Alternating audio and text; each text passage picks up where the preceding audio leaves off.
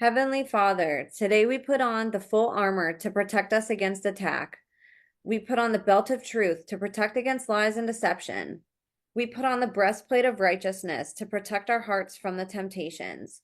We put the gospel of peace on our feet to walk in your light, peace, and freedom with the Holy Spirit. We rebuke anxious thoughts. We take up your shield of faith for protection to block and destroy all the darts and threats thrown at us by the enemy. We put on the helmet of salvation to cover our minds and thoughts, reminding us that we are children of a mighty King. We are forgiven, set free, saved by the blood of Jesus. We take up the sword of the Spirit, your living word, that has the power to demolish strongholds and is sharper than any double-edged sword. We come to you, Lord, in prayer daily. In Jesus' mighty name we pray. Amen. What's up, you guys? Welcome to The Imagination. I'm your host, Emma, and I'm honored to have back on the show our featured presenter for our Tuesday night weekly podcast event, certified clinical trauma professional, certified sex offender treatment provider, licensed professional counselor, creator and founder of Survivor Support, podcast host of his own podcast and YouTube channels, John K. Uhler, LPC, and Unmasking the Trans Movement on YouTube, father of three, husband to his high school sweetheart, survivor advocate, professional knapsack remover, whistleblower, and someone I'm grateful to have on the battlefield with us, John Uhler. In case you're new here or missed John's briefing on his background in the first episode we did together, here is a short recap of John's many accolades and credentials. John's work began over 30 years ago, and the evolution of his career path is nothing short of astonishing. His education includes attending Epic Bible College, Biola University, Talbot School of Theology, and California State University in Fullerton. He's worked in both clinical and administrative capacities, outpatient and hospital settings, intensive day treatment settings, residential treatment programs, and in secure facilities, including over 11 years on psychology staff within the Pennsylvania Department of Corrections, where he's logged more clinical contact hours within solitary confinement than any psych staff in the entire United States. Prior to his work with incarcerated men, he spent years working with sexual abuse survivors and treating severely emotionally disturbed adolescents in group homes and within the largest intensive psychiatric residential treatment facility for troubled youth west of the Mississippi. When John is not providing professional therapy or podcasting, he serves in an advocacy role toward helping increase safety for vulnerable women and minors who are being placed in harm's way by those pushing dangerous ideologies, public policies, and legislation. If you've been following along, you know that John has been taking us down some deep dives into the therapist's mind when working with survivors with DID and extreme trauma, as well as what a survivor should expect when working with a therapist. These episodes we've been doing act as sort of a cheat sheet for us to learn the nuances of what getting help should look like if you're a survivor of SRA, human trafficking, and or mind control. And these episodes are also extremely insightful for helpers of survivors to better understand how to support them. Relearning how our bodies work and react to trauma is paramount to healing as a society and individually, and John is just the right person to break down these boundaries so we can all see more clearly. During our weekly series, we have been covering everything from internal parts and systems, boundaries and triggers, and on the last couple episodes, we have been going deep into the mind of predators, perpetrators, and pedophiles, as well as contending with things like psychopathy and fetish porn. Learning all of this should have been mandatory for everybody, whether you're a survivor or not, and we've gotten so much great feedback about how this series has been positively impacting all of you. Today, John will continue our deep dive into the mind of a sexual deviant, along with the helpful charts and graphics he provides for us to learn from that he shares on the screen. So please, everyone, grab a pen and paper and give John your full attention as he helps shine a light on the darkness that has been hiding in plain sight all along. Before I finish introducing today's guest, I wanted to give a couple reminders and updates. If you'd like to be on the podcast as a guest or share any information with me, please email me at imagineabetterworld2020@gmail.com.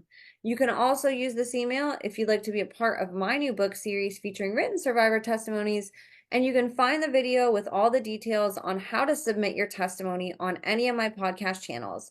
And lastly, I'd love your support on Substack, where I'm taking up investigative journalism as an outlet for me to share about the podcast, my guests, and advocacy work. And you can subscribe to me there at www.emmacatherine.substack.com. All my links are in the show notes, and I'd love your support across all platforms, you guys. Thank you all for caring so deeply about survivors and for helping to make the imagination the safest place on the internet for survivor disclosures.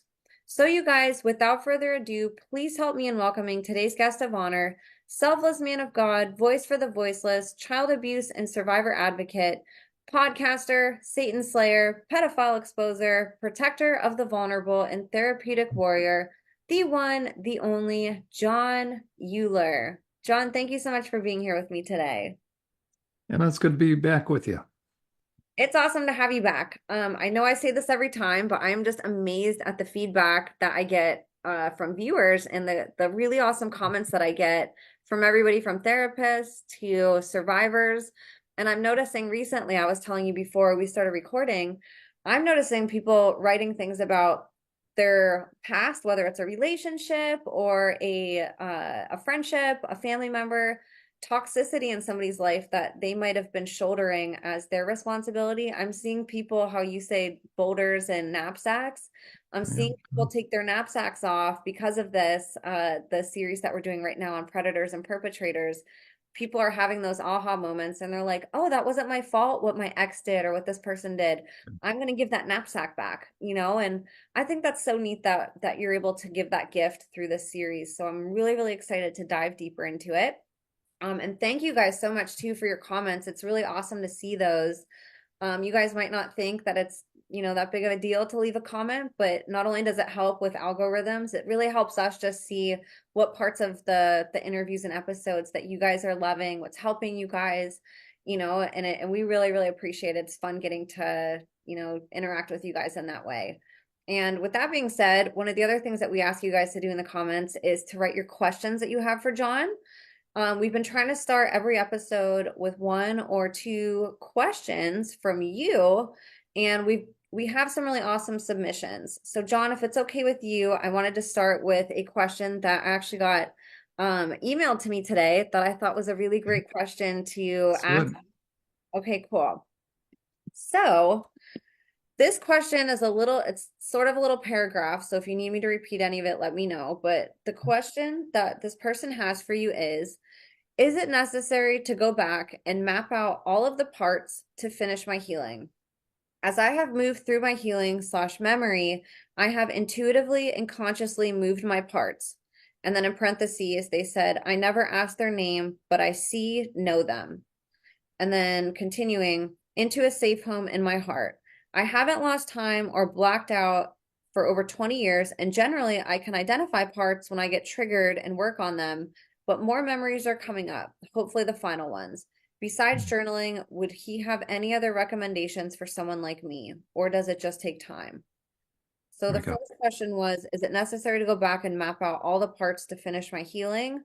And then essentially, besides journaling, are there any other recommendations for somebody like me? There you go. Good question. Multiple parts. Pardon the pun, right, to the question. I would say, first of all, kind of whatever works, right? That, who's to say that what healing will look like for someone will possibly be different for someone else. So I tend to be very pragmatic, which is whatever works. So if somebody feels that they're pretty much done, then, they're done. Oftentimes, if somebody's submitting a question, then they're not quite sure if they're finished. I think in either part one or part two, way back in the beginning of this very series, I tackled the issue, how do you know? Or what's the goal and how do you know if you're there and what? And even if somebody's in regular counseling, if someone were to ask, well, what's this all about? What do you try to achieve? I think the goal is for each of us. Now, this is my own bias, but this is my own perspective as a therapist. What I want for my clients, first of all, is whatever they want for themselves within reason. But all things being equal, Probably what most people want in their lives is peace and rest if they've reached adulthood. You talk to a teenager and they don't want a peace and rest, they want excitement. Okay, sorry. But we want freedom. What does that look like? Free to choose, free to be able to have my voice, free to be able to have boundaries. What are boundaries? Essentially, your preference.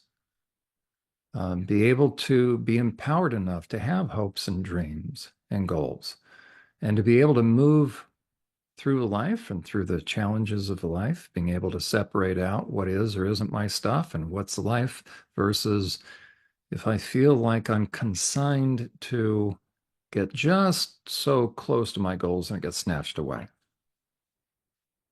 A purpose-driven life, aside from, not that I am totally sold on the book, but Rick Warren, but a great title, A Purpose-Driven Life. That shows you how old I am. I remember when that book came out.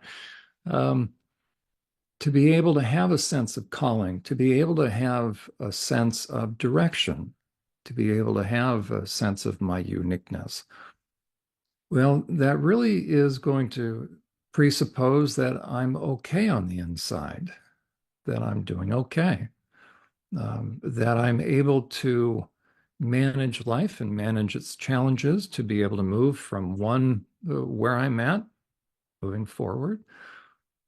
So that's kind of the goal. So for me, really, the goal is peace and rest. That will also allow me to have resilience. Biblically in Galatians or in First Peter, and we talk about patience or patient endurance. So I can continue on, not just when it's intense, but how about when I feel like I'm walking in a desert, right? When it just it's taken forever. Patient endurance is required.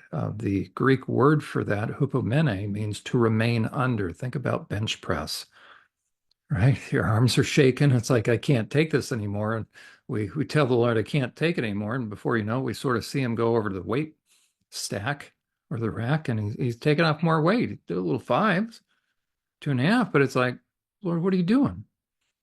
Right. So I'm asking for relief. I'm asking for help. And what's he doing? It seems like it's getting worse. And he puts these weights on me. But then, unlike all the gods of man's imagination, the Egyptians, the Greeks, the Romans, the Hittites, throughout human history, our God does something very different. Because the other gods are false gods, so people make them up, and so they are projections of human personality. But our God does something very different. He's very involved. He wants to be our friend. He gives us the opportunity to be our friend. So he's very involved. He sticks closer to us than a brother. I don't have close brothers, but if somebody could have a brother, that would be neat to have that kind of, well, band of brothers. So soldiers sometimes experience that. If somebody goes through trauma, they experience that with somebody else. So when he adds more weight, he's doing it for our growth, but he's not detached. So he not only feels it, but then he walks around. So the weight trainer becomes our spotter. So the question is, what do you want for yourself, whether you have parts or not, whether you've been traumatized or not? And if you're finding that you're having difficulty moving forward, remaining consistent, remaining optimistic, remaining enthusiastic, that's not emotional enthusiasm. That's just a sense of that, you know what, things are going to get better in one way or another. I'm here for a purpose. So if I'm lacking that, if I'm not feeling peace and rest, then probably something is going on. If you've been traumatized, then assuredly there is a part. It's like I haven't been traumatized, but as Frank Anderson or IFS, Dick Schwartz talk about, so I really like IFS, internal family systems. It talks about that we all have parts. And so if I'm unsettled, a part of me knows what it is, even if I can't get at it. And that's why I recommend everybody pray the last two verses of Psalm 139. Search me, O God, and know my heart. Show me my anxious thoughts, my hurtful ways, and lead me in the way everlasting. So the fact that somebody submitted that question probably tells me a part of him. is needing to be connected with, has something to share with them. So is it necessary if, let's say, progress has been made and it's been a long time and I know I have parts, but parts have settled down. Is it necessary to communicate with them? On the one hand, let's be pragmatic, whatever works. But if you have parts and you're not communicating with those parts, probably what's happened is you sort of tucked them away or you gave them the message that you didn't really want to talk to them anymore. That's not how it works. I think healing for someone with parts means they will be all the more aware of their parts, but there's harmony on the inside. Now it's working like a football team. So if you have parts, but you haven't heard from those parts in a long time, probably what happened is they sensed that you didn't want to talk to them, and so they haven't talked to you, but they are still in operation. So if somebody says they have parts, but they haven't been dissociating for the past 20 years, part of me thinks, how do you know? But if you can pretty much realize that you're in the here and now, and you have been, um, it's very unusual if somebody has parts and they haven't been talking to them for someone to be fully present, fully emotionally present. Because the only way you're going to be fully emotionally present, in my estimation, if you're traumatized, is if you have ready access to all the parts. It's sort of what those of us that aren't segmented on the inside, again, we all have parts. The question is, to what extent is the segmentation or has segmentation happened? Think about DBT, dialectical behavioral therapy, for those that have been traumatized or those that have borderline personality disorder, which may, in fact, just be the shifting of parts. They talk about mindfulness. Now, what is mindfulness? It's simply being mindful of what state I'm in on the inside. So if someone tells me they have a background of trauma, but they're not hearing from their parts any longer, I think, again, the fact that somebody would ask the question probably would cause me to wonder if he really has a sense that he's cut off a part of him. But again, whatever works. So is it necessary? And I guess you are going to have to read some of the other parts. So number one, is it necessary? I would say whatever works. Again, even whoever submitted the question at the end of the day doesn't need my opinion, right? So is it really for each person listening or watching us, how are things going, right? What you don't need is somebody on the outside saying, well, you know what? I think you need this for your life. No, we need to be able to have that sense for each of us. How am I doing? And am I operating at an optimal level? That's probably a pretty good way to put it. How am I doing? Am I getting up in the morning? Do I have enthusiasm? Do I have, even if I'm going through something very difficult, do I have peace and rest? So that's probably the first thing. But if somebody's asking that question, my hunch is the reason all the voices went quiet or dormant is they stepped back. To me, now, what healing looks like for someone that has parts is that all the parts have moved forward or moved up so that they're just below the surface. And you know it, so they don't have to work hard at getting your attention. Okay, so maybe part two of the question. Yeah, no, that you were just going into it. One of the things that she had asked was, in order to heal, does she have to know all of her parts, or can she heal without knowing all of her parts? I would say you need to know enough of the parts, depending upon how many there are.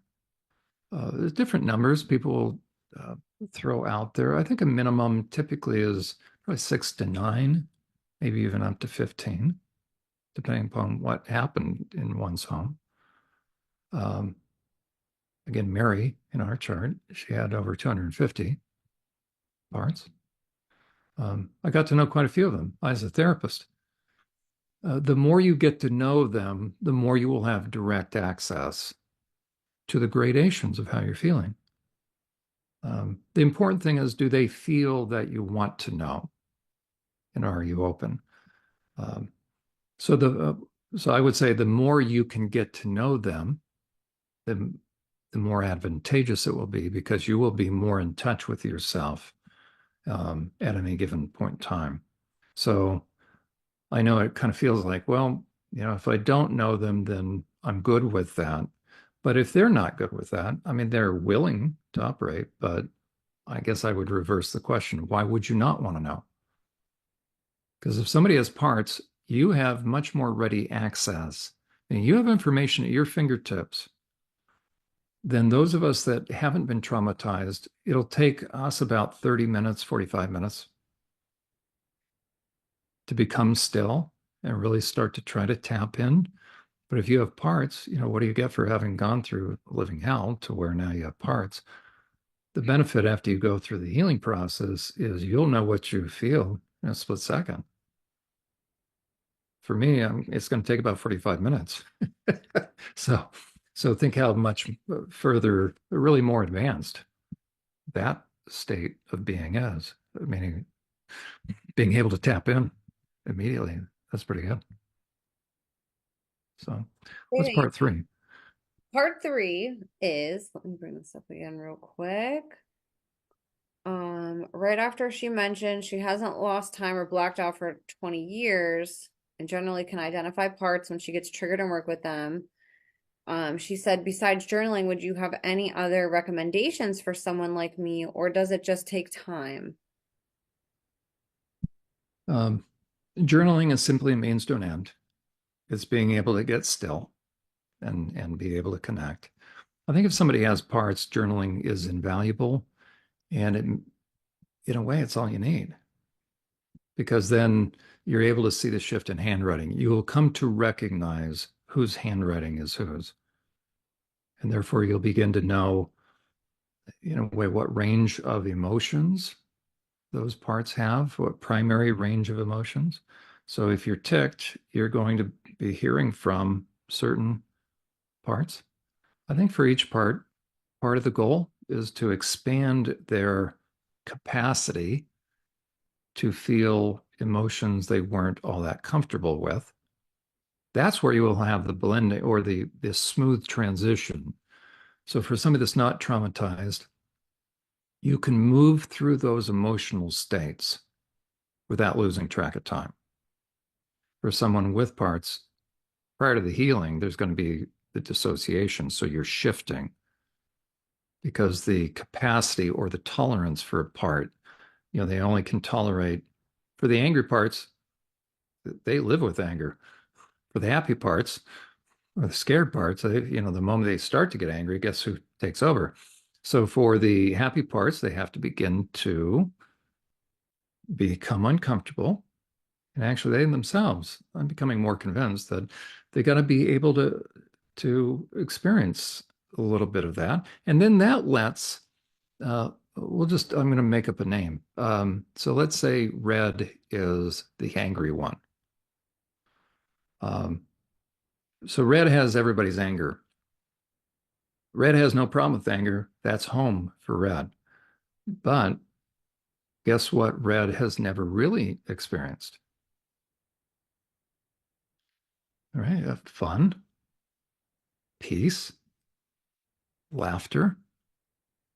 So to the extent that other parts are willing to tolerate and start to expand their ability to handle anger, then red gets to experience what? Some of the nicer emotions. And red can start to relax and let down. So, to the extent there isn't the significant compartmentalization, then you'll find that you're going to be able to have easier access. Now, does somebody have to? What happens if you haven't heard from them?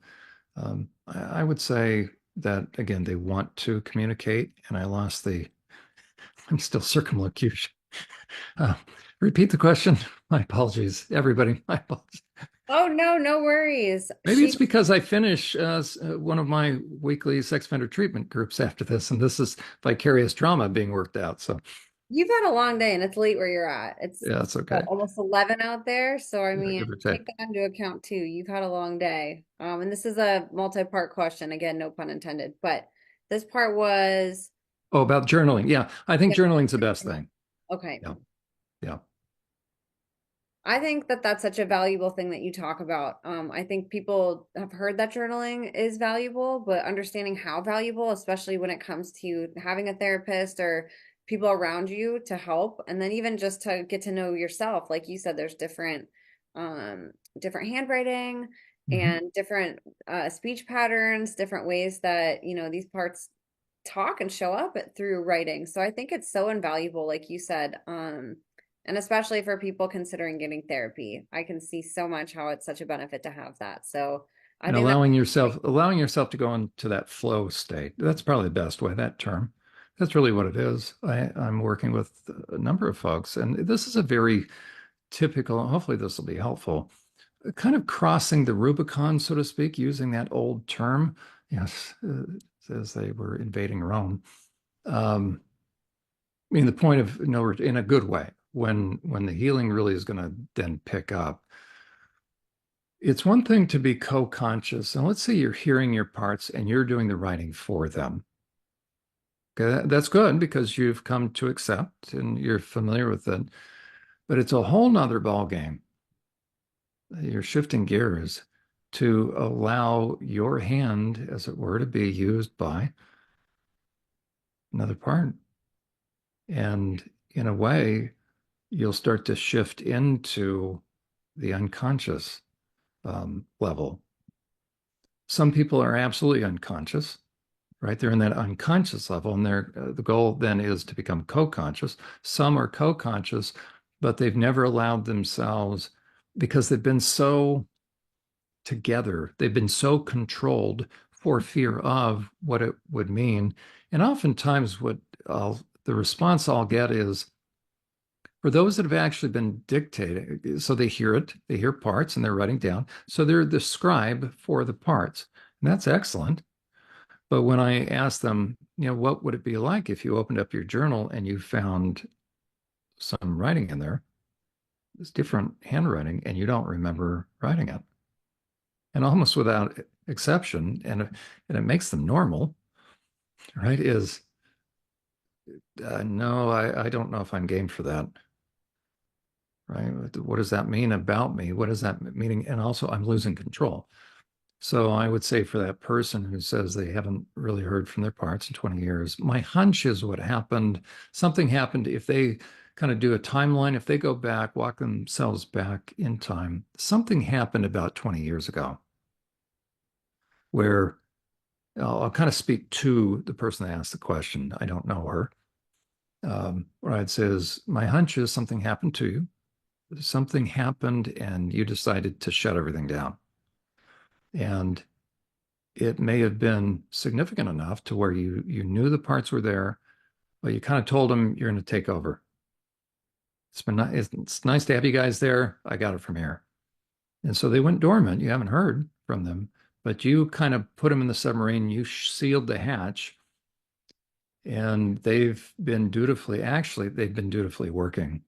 And that's why I would be very surprised if a survivor remembers they have parts and you haven't heard from the parts. My hunch is if you try to do a timeline, you're going to have gaps. So you think you're aware. Maybe ask somebody that do they ever see you kind of switch up or change up? And so get some outside input. Do you ever find things missing? Do you ever find right? So going back to those indicators of dissociation. Great answer. And whoever asked that question, going back to dissociation, if you go back in our episode archive, we talk a ton about that in the first couple episodes before we actually get into the charts explaining the parts and systems that are a result of dissociation. So go back and listen to that too if you have questions on that. And if we didn't clarify it, or if you have an additional question, go ahead and drop it in the comments. And that goes for any of you. If any of you guys are listening and have questions about this type of thing, we have a specialist, an authority on this here with us. And I encourage you guys to take advantage of asking your questions because, unless you're actually getting treatment or working with somebody who can help, A lot of these questions I think go unanswered for a lot of us, so no question is, stupid or not important. Just drop it and we'll try to get to it as soon as possible. We love hearing from you guys. So thank you so much for whoever submitted that. And John, I know that for the remainder of the show, we're going to do another layer slash deep dive into the topic that we've been talking about the last couple of weeks, which essentially is, I guess, reverse engineering, psychopathy, sexual deviance, and really trying to get to the root of understanding how somebody can become that and sort of what that looks like internally in the same way that we are doing for survivors to understand their own psychology parts and systems. So I'm going to turn it over to you. I know you have a really awesome graphic that you've been digging in, and I think you added more to it, which We're is adding a that little are bit more each week, although we haven't gotten to the parts that I'm adding to. So at least it'll entice people to keep coming back and listening because it's long overdue. No, meaning this has been giving me an opportunity to sit down and really think systematically through. I mean, I have in the past, but there's been more that has been needed to be put down. So on paper. So this is really everybody's kind of seeing it hot off the press in evolution, so to speak. My thinking about it, and we will go into probably in a week or two. We won't do too much, but just enough, I think, to give people a sense of what they were or were not responsible for. And part of that, and the rationale, Emma, as you mentioned, is the more sophisticated the perpetrator, the more they will blend or blur two tacks. That's a boating term, two directions, a pincer move to really confuse somebody. One is the straight up trauma, they're terrorizing the kid, but then they're going to play upon a kid's emotions. And that's where we get trauma bonded, the term. That's where we get, how about the parts that feel loyal? So they're gonna pull a fast one. So they're going to do everything from appealing to the supposed relationship or calling the kid special or um, saying that they've been chosen because of their bloodline. I mean, the cultists love to do all sorts of things. I'm learning more, even as we speak. It's been an interesting thing. I'm learning more about Freemasonry and some of this stuff. I knew a fair bit, but boy, oh boy, over the past few weeks, I've learned more. But what I'll say is, I don't care, regardless of bloodline, regardless of family, regardless of last name, kind of redundant, or whatever they told you why they were choosing you or why you had to be there. Rather, they're going to be traumatizing you, so you didn't have a choice, meaning you did not have a choice. But also, what did they do? Then they threw in this weird kind of, man, you're so good, you're special, you withstood that test so well, you're so smart. Well, these are two very different messages. Right? One is we're destroying you on the one hand. The other one, on the other hand, you've been chosen because you're special. And that sets up that contradiction. And a lot of the parts on the inside that will remain loyal, guess what part of that message they gravitate to? They block out the other. As a matter of fact, they split. Right? So we're the good ones on the inside. You guys, you're bad, so we'll punish you on their behalf. You need to get in line, but we're dutiful. So it's that mixed message. It's I hate you, don't leave me. I hate you. That's borderline personality, but it's that message. Um, it's the catch-22 or double bind. So what we're doing is we're helping to dismantle any of those good messages they gave. So you can really see who it was that was giving you those messages, that it was a grand lie. And therefore, when they said you were doing a good job, they were blowing smoke, meaning it wasn't about doing a good job or not doing a good job. They were harming you. Uh, they were never going to do anything other than they did. So the question is, how does somebody get to that point where they can perpetrate such evil? And then what it means is no matter who they have had snatched or had taken or had managed to get their hands on, they were going to do the same thing to them. It's just this is how evil they are. So how does somebody become this evil? So that's really what, so they can separate knapsacks. I mean, the survivor is getting the knapsacks off, placing responsibility back where it belongs, and then the truth sets you free. So on that note, that's why we're doing this. And Emma, I'll do a little side note. It was interesting. I was once again listening to the prayer that you pray and about the helmet of salvation and taking up the sword of the Spirit. By the way, the sword of the Spirit in the Greek, there were two kinds of Roman swords, a rhomphyra and a machaira. A little trivia here. You can tell once upon a time I was heading into the ministry and learned Koine Greek. Okay.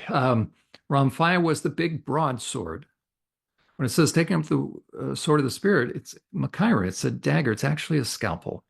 Now, without triggering anybody, the reason why Paul used that term, the reason why the Holy Spirit had Paul use that term is we want to be able to be exact when it comes to the truth, because the truth sets us free. So if I take a concept, or if somebody has taken a concept with me and it's sort of either out of context, like for instance, once I become a Christian, the old has been the old has been made new. And so if I'm still having problems, it must be me. Because the verse says everything will be made new, but that's not the application of that verse. So when it comes to this, it's actually dealing with, though I walk through the valley of the shadow of death, though I walk through very difficult things. So being precise. But one of the things that also came to mind is thinking about how the truth can set someone free.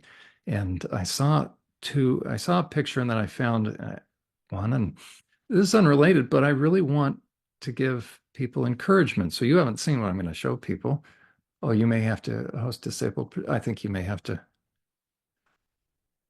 because I'll tell you what it probably feels like to many of you right now. This picture is probably how you feel that Satan's winning. That snake has, look where the coils are. And the question is, who's going to win? But I want to tell you the truth. If left to ourselves, we're no match for Satan. Now, Satan does not have godlike characteristics, but I'll tell you what is true. So if programming, actual programming, and I had somebody, a really knowledgeable therapist, in a good way, she challenged me. She said, I know you don't like the term programming, but it kind of like they programmed. And so I appreciated that feedback. But I still want people to understand that programming is for like computers. And if somebody goes in that's more knowledgeable than you, you're done. How do you unprogram that? Automatic triggering, right? Associating things. So I want people to understand that at the end of the day, see that snake? Okay, if left to ourselves, yep, in a way, we're no match. But guess who? Guess who we're related to? Guess what he does with snakes? The Lord did what to Satan? So this is what God does to Satan. It's not, he can take control of Satan, and therefore Satan isn't, I mean, he took that snake that was wrapping around that lamb, and guess what he did? He's unwrapping it around your throat. All the things that were told to you that you feel like you can't get out of it. Guess what our God has done to that snake? Who's in charge of that snake? Okay, so that's really important, because he who the Son sets free is really free indeed. So I just wanted to share that as a point.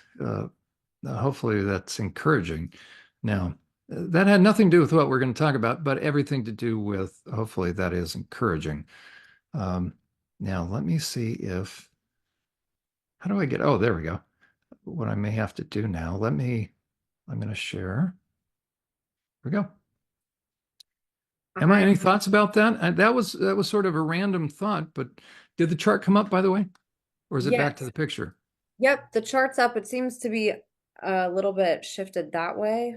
How about that? It's still there we go. Okay. There we It's go. just it's loading a little bit slow on Okay. my end. So yep, I Okay. can see it now. It looks There we great. go. Any thoughts about the snake and then the big hand that comes and takes the snake off? I love that. I think that's a really Nice. empowering analogy because I think we can feel bogged down by that weight, especially when, there's attacks in the spiritual realm or when we're just feeling really spiritually heavy or toxic, like there's all this darkness. We can feel like we're powerless, but whenever you realize that there's something above that and that that's not the end all be all, that really has no power over us in comparison to God, who does, our all-knowing God, our protector, and that he really is, the sword of the spirit. And he really does put the helmet of salvation over us and protects us and gives us that shield of faith. Whenever we remember all these things, it automatically puts a shield up and a boundary, and that darkness has no match for it. But in those moments, it can be really hard to realize that or to remind us of that. So I love that graphic, and for people to, when they're feeling like they're constricted by a snake and that there's those fangs right in front of them, that they can picture, God coming in and, releasing that, and that it really has no power over them. So thank you There for you go. sharing that, because that's like a lot of people feel hopeless and depressed and bogged down, and it's a great reminder. You always come and give us hope, John. There. Well, in Isaiah 52 and 53 and other places in Isaiah, it talks about the strong arm of the Lord, the right arm of the Lord. So just picture that. Right now, ask the Lord to just grab Satan by the throat, unwind him from you, right, Yeah. and then smash his head because the prophecy in Genesis 3:16 that Satan would bruise his heel, but what would Jesus do with that same foot? Crush his head. So it's really important to know. Okay, hopefully that's good news to folks. Okay, we're getting back into our chart. The chart again, the goal is to help people understand how someone gets to a point where they can harm a kid and not just harm a kid in a if there's a typical fashion, but really in a sadistic fashion, because the level that we're talking about is sadistic. If you've been with us for any length of time, you will see this chart, you'll recognize it. But again, I've added a few things. I'm not just adding for adding's sake, but it's becoming ever more I want it to be precise so people understand what they're dealing with in terms of who was it that harmed you? What was motivating them? What was the truth about them? We're going to zoom in on this chart as we have done. I wanted you to see the kind of the 30,000 view look, the macro. Then we're going to look at the micro. But the one thing I want you to see is these white um, lines going down. These actually match if you go to the, where is it? The silver bar right in there. Degrees of deviant arousal. Okay. In a way, this is one of the most important um, dimensions, and we will actually cover this tonight. But I want you to see there are little separations between these gradations, these categories. And so what I want the audience to see, what I want you to see is as as goes deviance, so goes everything else. Meaning if someone moves from one level of deviance, where are we right there, as you move from category one, I'll just call it category one to category two to category three, then everything else lines up. Everything else then makes sense because everything about the person is changing. So the best way to view this chart is in terms of categories. And since they're going downhill, since they're getting worse, we're going from -1, -2, -3. As a matter of fact, let me, if I can, just now I'm on Zoom. Now let me see if I can bring up, I don't want to lose my audience. Okay, I'm going to be talking to you all, but I also want to bring up another chart, but I'm used to actually controlling. Um, for whatever reason, it's a little too complicated right now. You would think it would be easy to switch between screens, but we're going to stick with this because what I was going to show you is the gradations downward. You may have seen kind of that color, um, what the scale, as it were, or from blue to red in the different terms of the Book of Proverbs and Psalms. So if someone goes from blue to red, uh, they get off the path of life and they're moving downward. Okay, so this is once the person is off the path of life, now ego is growing, they're moving downward. So they're going to change category by category, they're morphing, and that's the important thing to see. We're going to increase it now. Watch your eyes just a bit. We're going to zoom in right about there. And for those of you that haven't been with us, I recommend go back and watch part 1 and part 2. So we'll pick up where we left off. I don't believe I finished with conscience, but we'll kind of review that again. I don't think I totally finished with it. We spent a fair bit of time last time, part 2, looking at the different kinds of crimes. Okay, so I want to go back and focus on conscience, and then we'll look at these other categories or facets. Maybe that's the best way to put it. This dotted line right there is the demarcation point between legal and illegal. So the important thing, the important takeaway, and why I drew that down from top to bottom is to show you there's a lot of stuff, a lot of things that somebody can do that are legal, but not ethical and not moral. Once somebody crosses a legal line, whether or not they get busted, but that means they really have progressed. It takes a lot of work in a way to get to a point where you are crossing legal lines, especially in the US, right? We've become so deviant now that it takes a lot of work to get arrested. And as a matter of fact, let me jump to pornography just for a second. We looked at some of this, but think about people that are into BDSM, kink. You even have some therapists that are pushing the idea of kink. The APA, the American Psychological Association, they are having in their most recent trainings for one of their divisions, it's all on kink, BDSM. Actually, they have one on bestiality. They're really trying to rebrand the stuff. Well, the dirty little secret is behind the scenes and under the surface, what are they likely into? The ones that are leading those workshops for psychologists, for therapists. So that's what's so diabolical about this, that almost without exception, really, you're not going to find an exception, that if somebody tells you they're a zoophile, then probably what else are they accessing? Now, as far as men, so what are men accessing? They're not going to tell you, right? Oh, there's AGP. So they'll tell you they're an AGP. They'll tell you they're a zoophile. If they're a furry, guess what they're accessing, right? That kind of stuff. They're never going to tell you they're into child porn because they've gone through barely legal, right? They'll say they have fetishes, but a fetish is just deviance, by the way. It's just perversion. Okay. So by the time somebody is doing barely legal, if they ever let on to it, they've already gone through, gonzo is that forced degradation. My contention is when somebody's looking at a girl screaming to be let go and let loose from 3 or 4 guys that are carrying her onto a couch where it appears she's going to be gang raped, it's actually real. So this really is, you're watching rape in that one. And then by the time somebody overtly is into kink and BDSM, sissy porn, that's how young teen boys or even junior high and middle school, by the time they're dressing as girls, guess what they've already accessed? And people have been moving them towards accessing this kind of stuff. And so perps are showing these boys sissy porn. Why? Because they're going to rape them. That's the only reason why you want to get a boy dressing as a girl. Okay, so on that happy note, but none of this, right? This is very hard stuff, but I really want people to understand by the time somebody gets to the far right, and this is where we find SRA and MK Ultra, they're over on the far right. Whether or not they've been busted, they're over on the far right, and they got that way progressively. So whatever they have said to you that seems nice in the midst of all the abuse, they may say something like, "You're special, you were chosen, you're so bright." They don't mean it whatsoever.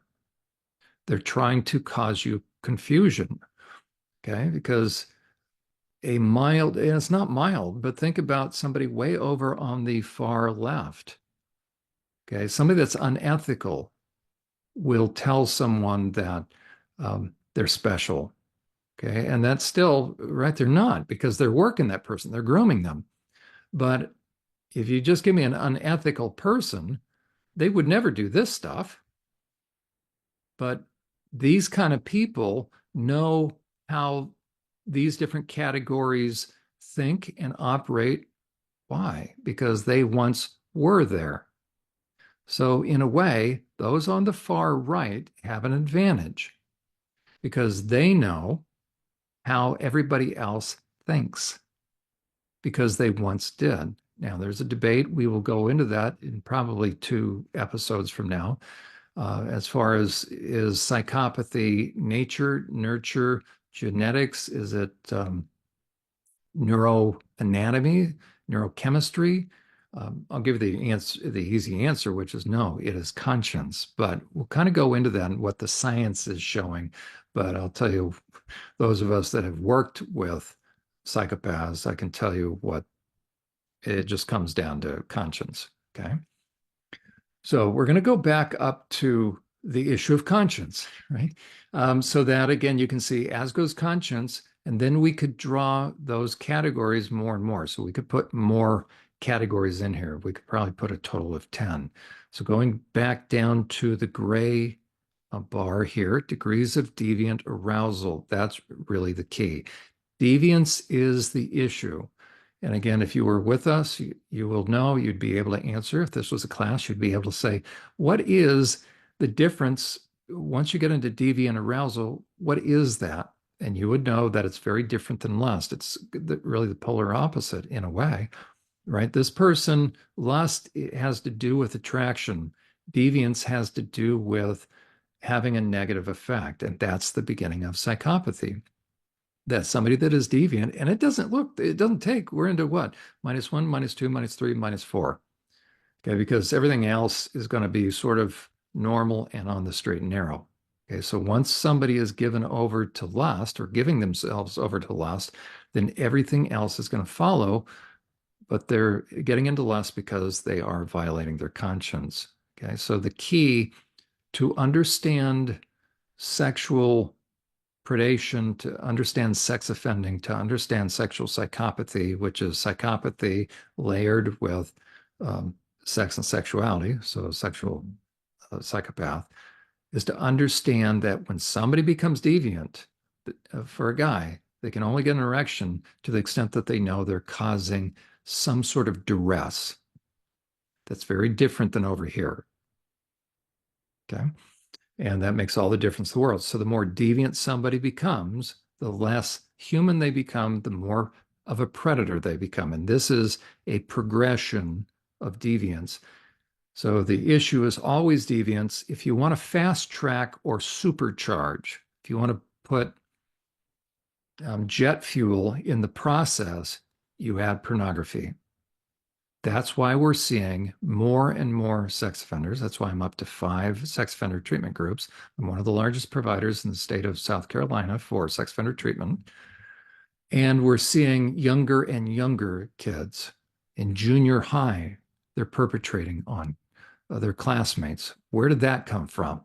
Because kids now have access to pornography. So pornography supercharges this gold bar here, this dimension of deviance, sexual objectification. And so perpetration will follow. Okay, so the key is deviance, and to supercharge deviance, just add pornography. Okay, we're going to go back up and we'll go methodically, still kind of do a review, but there's one new thing I want to show everybody. Okay, so going back to conscience, you kind of see the charts. As a matter of fact, maybe I'll do this because maybe this will help. So if we were alive, I would ask if anybody had any questions. We sort of are alive. Okay, so while I'm adding this, you see where I'm going to look at the deviance. bar again. What I'm going to do is, no, is that yes, deviant arousal right there. Nope, that's not the one I want. Is that, yes. Okay, degrees of deviant arousal. Okay. Now, a little bit different, by the way. Let me define the difference between the gold bar here and the silver bar. Okay, this is the extent to which somebody will objectify somebody. So here is, in a way, how they're getting off. This is how they're changing and what they're going to want to do to somebody, what's going to cause them to get aroused. So my contention is this. These are the categories. Okay. I'm going to bring in another one. So we will hopefully then make this explainable, or I'm sorry, visually where it makes sense. Okay, so everybody bear with me. If you've been with us for any length of time, you know this is live. Okay, you see how these are coming together as far as these categories. Okay, so the focus will be right here in the gray. Degrees of deviant arousal, motivation, and degrees of intentional harm.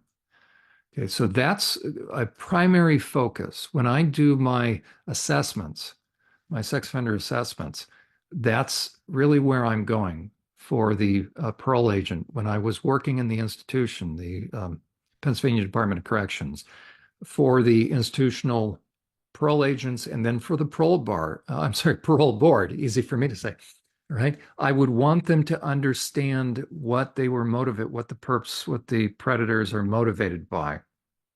Okay, are they motivated out of egocentricity, so egocentric, or just impulsive, or was there something else? Right, an impulsive person, he's motivated by lust, and that's what's driving him. But look at over here, it's very, very different. But as we've seen before, if you've been with us, somebody on the far right of this continuum, the smarter they are, the more normal they will become, the more normal looking, sorry, they will become. So they know how to fake it and they know how to act like somebody over in the far left. So those of you that were the victims of SRA or MK Ultra, what I want you to understand is this. Everybody that harmed you was on the far right, but they could act like somebody on the far left or even nice, so they can act innocent. That's why they might even say, oh, you're so sexy, you're so pretty. But meanwhile, what are they intending to do? Ritualistic abuse. They're intending to do all sorts of horrible things, right? So again, the focus and the purpose of this really is to help someone understand the further from left to right you go, the more this person is changing into somebody other than a normal human being. They're changing into a predator. So these are the categories, and it's moving downward. Okay, we're going to go back to the most important issue of conscience. Conscience is to move someone uh, wherever they are to get them back over the left. And actually, we're going to say that the path of life, being a decent person, is off this chart. Okay, this is all downhill. These are all the negative numbers. Okay, so conscience is the thing to keep someone from moving from left to right. At first, and we talked about this, they are going to have a sluggish conscience and then they are resisting. Then they become desensitized. And this is the danger zone. And you see how it starts just before they get arrested. So when someone is getting to a point where it doesn't bother them to have their conscience bother them, or it doesn't, here's even worse, it doesn't bother them to have their conscience not bothering them. Does that make sense? The difference, right? I'm getting to a point where it's not bothering me any longer to have my conscience bothering me. So that's getting less. It's not poking me as much. But then once it stops, I no longer think, well, you know what? It probably was better. I probably was a better person when I used to feel badly because I don't feel badly anymore. So you don't feel badly about not feeling badly. Okay. That's the danger zone. So now it becomes inflexible. So their conscience is getting hardened now. And there you go. So think about what used to be elastic and pliable. How about the hardening of arteries, right? You go from being flexible to inflexible to eventually hardening of the arteries, and then eventually you're going to have a heart attack or a stroke. Okay, and then you reach a point where it's not only hardened, but it's now atrophying. So something very real is going on. The difference between being hardened and atrophied, this is now shrinking in essence. So now structurally things are happening, and you'll actually see it within structures of the brain. So we'll look at some of that and the pathways. Things are becoming different then. Now, here's a real huge point in the process, because if somebody goes from having an atrophied conscience, still a little bit working, but what's happening? Now it's calloused. Have you ever heard of the term callous and indifferent? Now go down, or I will take you down. Here's degree of malice and forethought. We would say they're calculating. So somebody that is calculating, what kind of conscience do they have? They're callous. So we speak in terms of callous and indifferent. I'm going to scroll down for a moment. Okay, look at the kind of pornography that they're looking at by that time, right? They'll call it fetishes. They have a fetish, and it's always more than one, by the way. They'll only let on that there's one. Well, he's into feet. Oh, trust me, he's into other things. Okay. But barely legal, right? But by the time you find out somebody's into this, they've already moved a number of categories down. Okay. Still, again, what are we? Callous. Okay. I'm going to go down just for a moment. Look what's happening in terms of degrees of trauma that they're able to um, perpetrate, and then look at what's happening. It's not just that they're getting off and watching it, but now they're seeking it out. Now there's a drive. This is sort of passive. They're allowing themselves to be entertained by or come across that material or let others put that material in front of them. They've crossed that Rubicon. Now they are actively seeking it out and engaging in it. Now they have an active interest. That's a huge difference right there. And that may be the point of no return. The point of no return is somewhere in here. And why do I say point of no return? Because they will lose the desire to ever be any other way than what they are. And they actually want to become more of it. They want to double down. They want to perfect the art of that. The book of Romans says that God gave them over. We could say this, and it repeats it three times. He gave them over, he gave them over, he gave them over. And that last time, that person's never coming back. It's actually a judgment, but the person doesn't know and they don't care. We should say they don't care, and therefore they don't even care if they don't know. So there's a point of no return, and that's important for us all to know, but especially for these perps. So you can be super nice to someone, try to love them back onto the straight and narrow, but guess what? If they give evidence of being in some of these areas, as far as you need to be concerned, as far as I need to be concerned, there's no hope for them. Now, for those of us that aren't held captive by them, if we meet them on the street or if they're in our workplace, you'd be professional, but don't associate with them. No good thing is going to come from that. Okay. And then perpetrators' deviant interest, it's changing from, I just tried to show kind of profound degree. So it goes from darker red to black. And once it's in black, I did that on purpose because then they are really open to, it's taking on a demonic form in a way. Okay, I've added this. We're going to cover this just briefly right now. We will go in depth in future podcasts, probably in 2 weeks. As a matter of fact, I'll go into this in a moment. Here's the degree of intensity and premeditation. Let's go down one more so it'll remind you of kind of at the end of the day, how does someone get to a point where they can traumatize a kid? Again, they have to go through all these different categories, which means they've gone through narcissism into sociopathy. Again, what's a sociopath? Different people say different things, but I recommend you listen to people that have worked with sociopaths and psychopaths. Where are you going to find those? Robert Harris says he would go onto Wall Street if he hadn't studied them in prison. He actually studied the guys. They were brought to him. He scanned their brains. But you talk to somebody in the criminal justice system. That's where you're going to get good information. Why? Because not only do they have their records, but they're interacting with the guys. That's a qualitative analysis, right? You can do quantitative. I just read a study dealing with psychopathy, what they call a three-factor analysis. Some are saying that there may be four.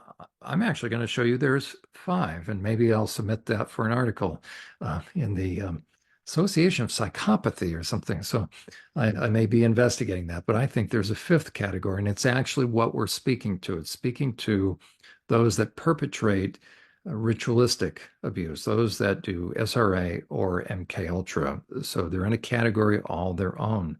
So my contention is you have to have good self-esteem. It's not healthy, it's not normal, it's whacked out, but there ain't nothing wrong with it in terms of they feel just fine about themselves. So we could actually write, maybe I'll do that right in here. We could lay a bar over here saying narcissism. Then we would have sociopathy. Narcissism, it's all about self. You are self-entitled. You polish the art of, or you polish that turd. Okay, you polish the art of that. And then they learn how to win friends and influence people. That's what makes them good salespeople. But as ego grows, it shifts what motivates it and what limits it. So somebody who's a sociopath will stop once the cost outweighs the benefit. The psychopath, meaning when they encounter a boundary. So as they're working more and more people, right, meaning they're able to do more and more things, then the things they're doing to people are getting more extreme. And so there's fewer people that they will encounter that will submit. So they're going to encounter somebody willing to put some boundaries up sooner rather than later. But they look for who? Right? They look for the lambs, so to speak, to silence them. So eventually, what will happen is as ego grows, the appetite, not just for the benefits, but what? The degree of negative impact. That's what motivates them. And when boundaries are put up on or put on a sociopath, they'll move on. They're not going to create a big deal. They're going to get pushed back because they don't want their good thing to end. A psychopath is going to punish someone for daring to set boundaries. Okay, it's not that they don't want their good thing to end. It's how dare you for constraining them. And again, this should be a chess master here. They are the chess master. Once somebody enters into psychopathy, then they are going to begin to layer what they do. So they're first going to render defenseless and inflict trauma and this is both adult or child, but again, the age, as we saw, just the same thing with pornography. It starts with adult victim or adult women or men, but at first it's going to be women. But then you watch the age and stage as far as developmentally, it'll go younger. And why I say developmentally, it'll also have some adults that are developmentally challenged or handicapped, so they can't defend themselves. So you'll find that the perps are going to target those that can't defend themselves, but eventually also they want younger and younger because that's what deviance does. And eventually, as someone gets worse, they're first going to render defenseless and inflict trauma. That could be psychologically, they're rendering them defenseless, and then physically, right? They're going to actually isolate the person. Then they're going to overwhelm and immobilize. Here's where a lot of the MPD and DID starts. Frank Anderson uses the term overwhelm. It's a really good word. Okay, so by the time you're doing this kind of stuff, you're certainly creating DID. It used to be MPD, but you're creating parts. Could be, but you notice you're still inflicting trauma. Now it's to an overwhelming degree. And now it's overwhelming. You're immobilizing them. That probably now it's physically. And now you're going to add horror. And now you're going to incapacitate. You can actually include narcotics. You're going to give them injections. So it's one thing to immobilize. Now you're going to incapacitate by degree. You're certainly going to restrain them. And now what are you going to do? You're going to terrorize them in all sorts of ways. And then for those that are into MK Ultra, so here my contention is DID is starting here. So the splitting. But to purposely and strategically cause splits. And this is what we've been looking at in the other chart. Where does the different levels come from? And those parts that um, we'll use the term programmed. This is where the programming takes place. But again, hopefully by now you know programming is just really being persuasive. Okay. And then there's going to be what? Ensuring compliance. How do you ensure compliance? Think about what's going on in here. You're creating additional parts that have parts, so to speak.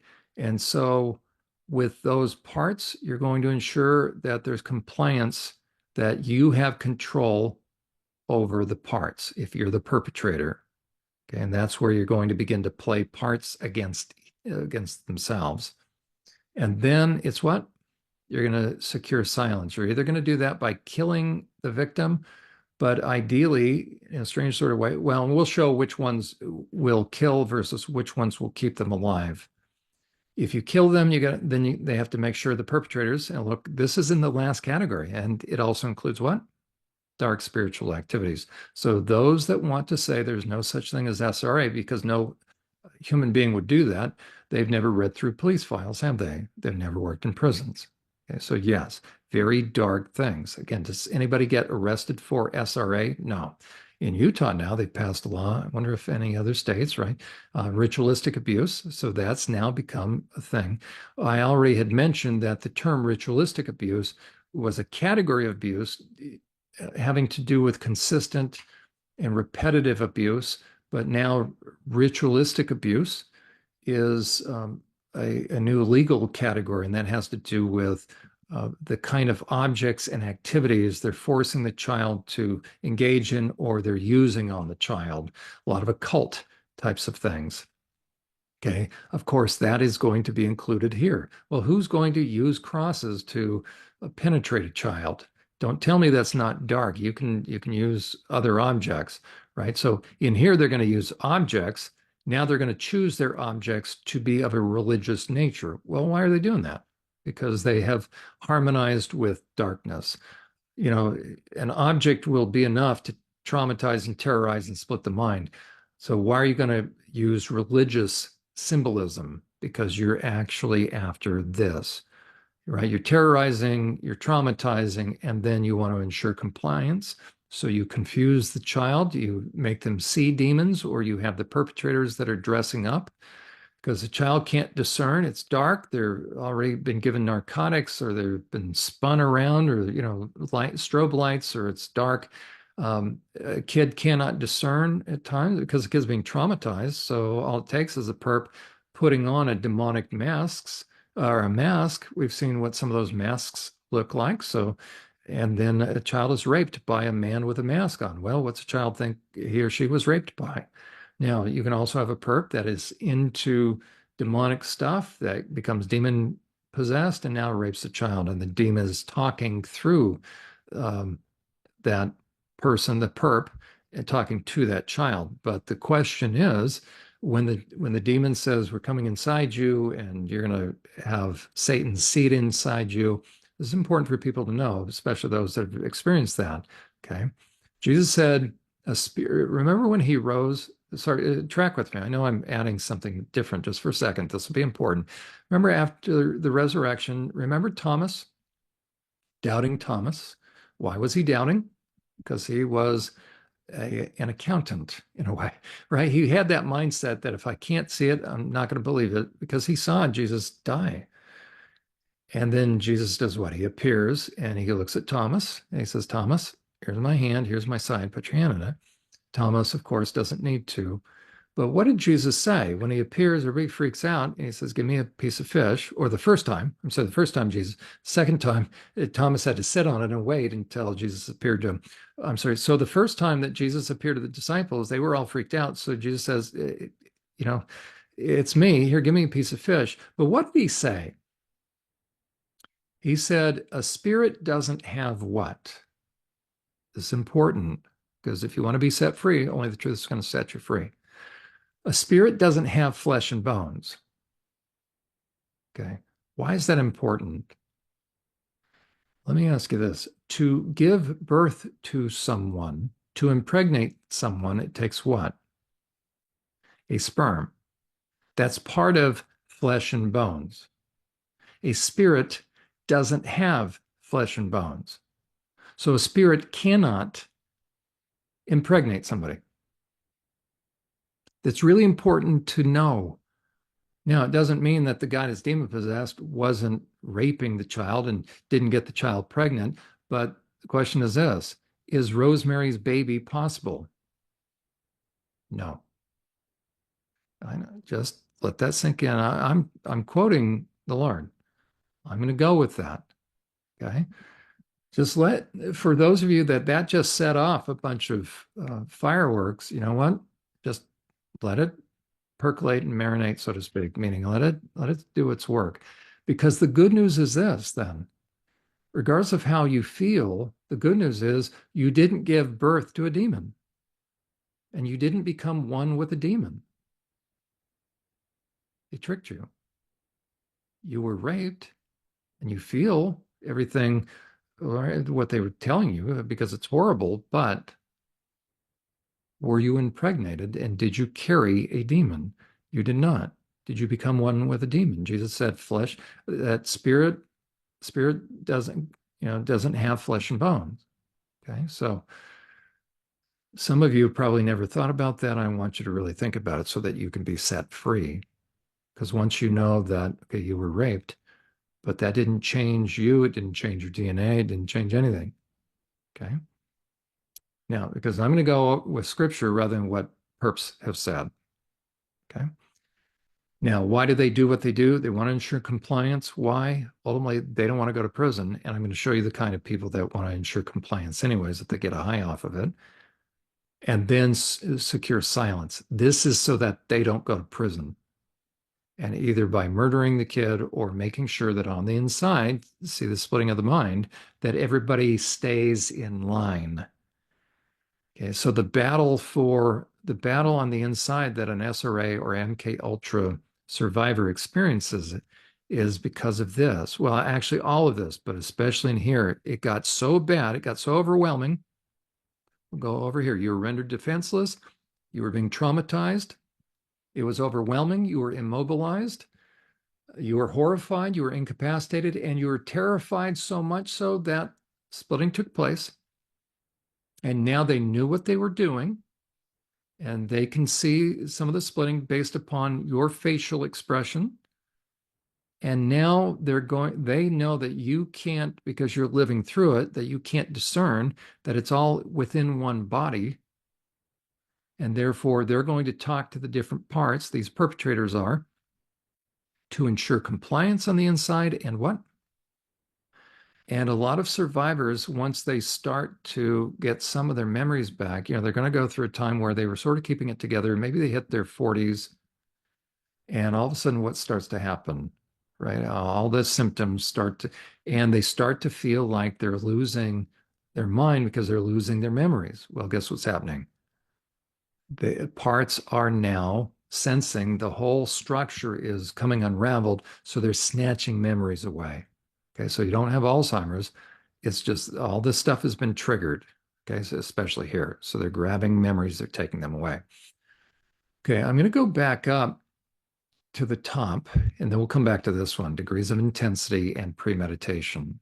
Okay, but I want to go back up to conscience again, just so you can get a sense of, I know we reviewed it before, but it's important to get a sense of how purposeful it is. If someone goes from left to right, it's not inadvertent. I mean, it just doesn't happen. It takes a lot of effort to override your conscience. Now, by the time they get there, look, you're done by the time you're here, and it ain't ever coming back. So you are a psychopath, guaranteed here. Okay, and everything, all the brain science, all the scans show once you're a psychopath, you're a psychopath, and you are reprobate. Okay, your mind is no longer good for its intended purpose. You don't care, but the purpose of our mind was to value what God values, have a high view of people, a low view of things, meaning love people, use things. Further somebody goes from left to right, they increasingly objectify. So now People over here, low value of people, they don't even care about people. So no value of life, complete value of things. So they're completely into things. They completely objectify, monetary objectification, right? This is how the world works over here. It's sick, it's sad, right? So there's no value of human life, complete value of things. Okay, so once you get to this point, as a matter of fact, it's from here on over. So we could draw a big circle right in here. So once you pass this point, you now don't care about human life whatsoever anymore.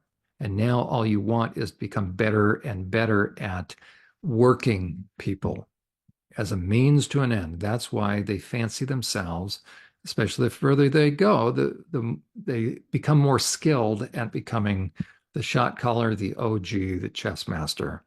Okay, and so the Antichrist is over here, or will be over here, right? This is the realm of the Antichrist. This is the realm of um, just Satan. Okay, so when somebody's over here, they've harmonized with darkness. They can do exactly their own father. As a matter of fact, Jesus said what about the religious leaders? Sorry, I'm circling here, right? But you are of your father, the devil. So on this chart, where would they be? Certainly within this realm, but they are over here. That's why they could crucify the most loving person on earth. Okay, so again, the key to understand all of it is what kind of person. It's the kind of person that wanted to no longer have a conscience. When somebody's at a point where they no longer have a conscience, what are they able to do? Anything. How adept are they at lying? How adept are they at impression management and working people?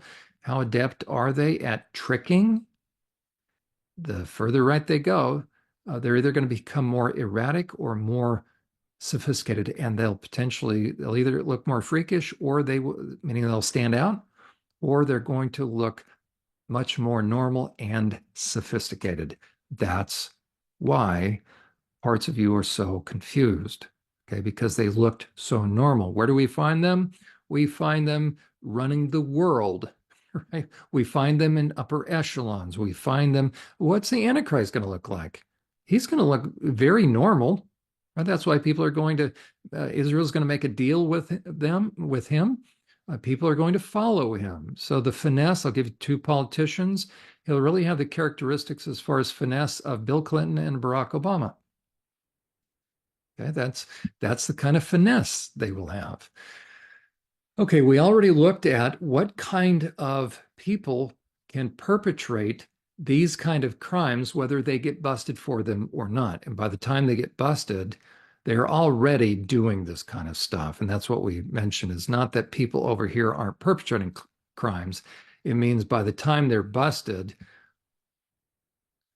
they actually are much worse than what their crimes show. That's where the plea deals come in. So it's sad that somebody can be perpetrating just tons and tons of this, but only get charged for something like that.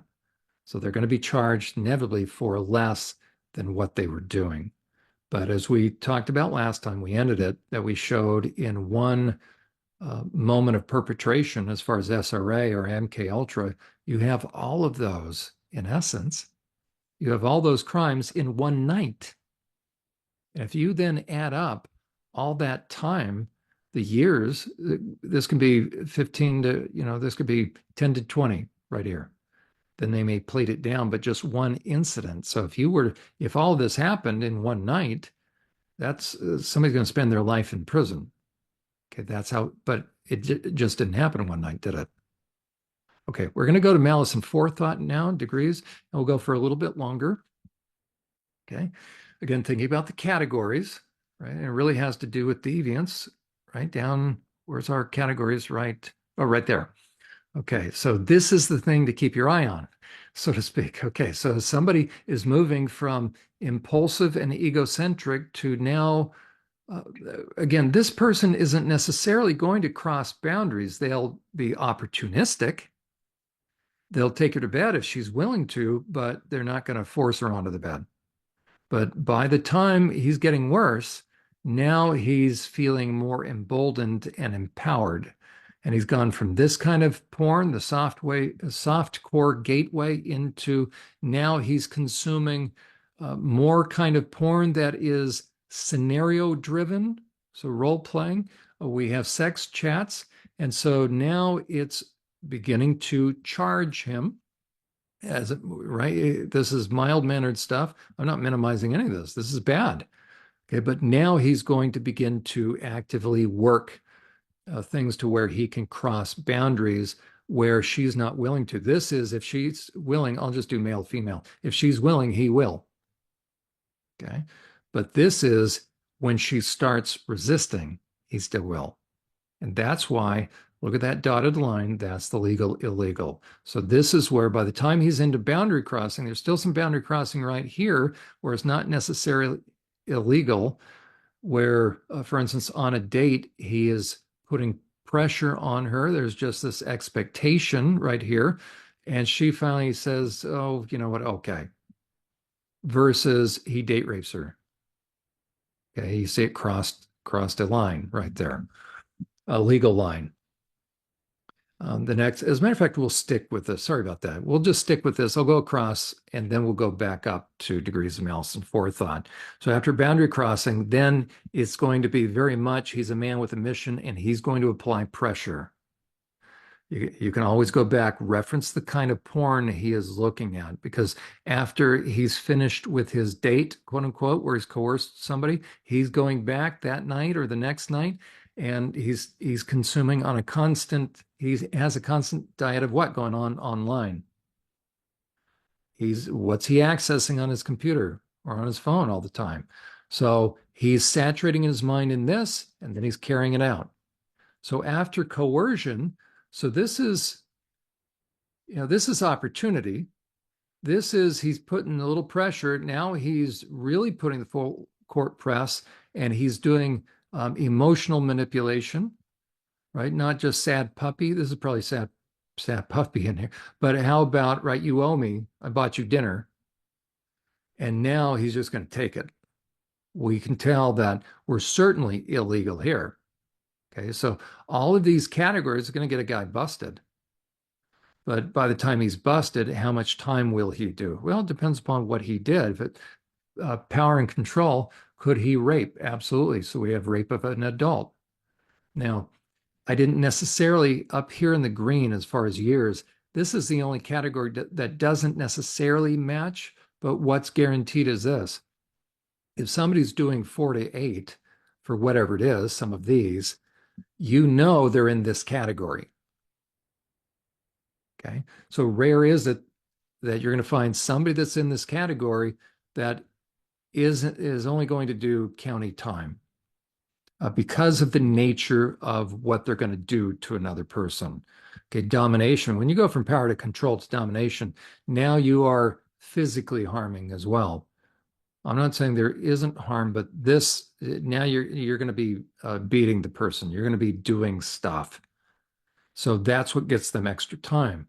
And by the time, so when I was working on Psych Staff and doing sex offender treatment, I have a guy that's in for, let's say, 4 to 8. But I know what, if he didn't take it to a jury trial, very few of them will. Why? Because then if they're found guilty, they're going to do big time. Okay. So if I'm doing a guy and he pled guilty, what he did is he pled those down. They did horse trading. So he was originally looking at 25 to 50. Well, what did you have to do to get 25 to 50? You had to do quite a bit. And what did they find on your person if you're the perpetrator? Okay, but through plea deals, you're now looking at 4 to 8. So the thing, you can almost triple these or quadruple these. That's probably safe to say. At least half, right? He pled down half of the years. So this guy, if he's doing 4 to 8, he was probably looking at 25 years. Okay, so it's an incentive for the guys. Don't ask me if I agree with that. Okay, it's just how the whole system works.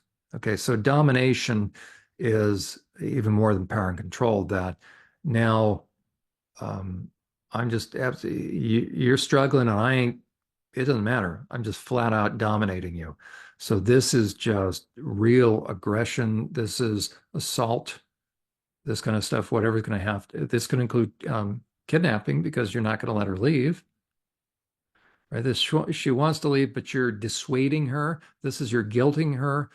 You are hiding her car keys, or there's so many things that's minor compared to actually it's still pretty major. But here you're pushing her down, right? So she is not able to give up, or I'm sorry, get up. So you can get some kidnapping charges for that. So you're holding her against her will. And then you're going to add the humiliation. And again, look at the kind of porn. Now, all of these guys are into porn. You could probably do 4 categories worse. So you're certainly going to find, and so as I work with guys, I know that guys that are into 4 to 8, you're going to see these kind of themes. You're going to see uh, this is sort of what they'll admit to. Actually, very few admit initially. The pedophiles never admit. They just will not talk about porn. It's very interesting. Shows you how diabolically resistant they are. But very few guys want to really admit what they were getting into. Okay, but you know you're going to already have. If somebody's into domination, um, they were very calculating. They were becoming very strategic. It's more profound when you're strategizing.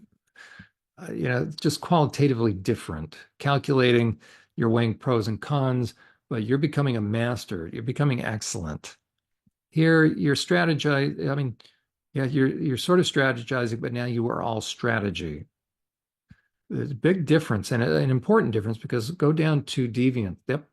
Okay, so it really is shifting, as a matter of fact, in here, and that's where you tend to see it really picks up speed. So when somebody's doing a small amount of time, you're going to typically see this kind of stuff. You might see statutory sexual assault in here, uh, but relatively speak, or all things being equal, you're going to see, and none of it's minor. So if I ever say it's minor, I'm really not, as far as damage, I'm not referencing that whatsoever. But as far as all the stuff on paper, what you can see, okay.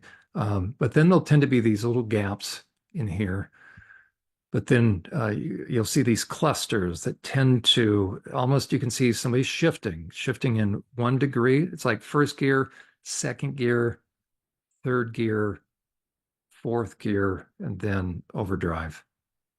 Okay.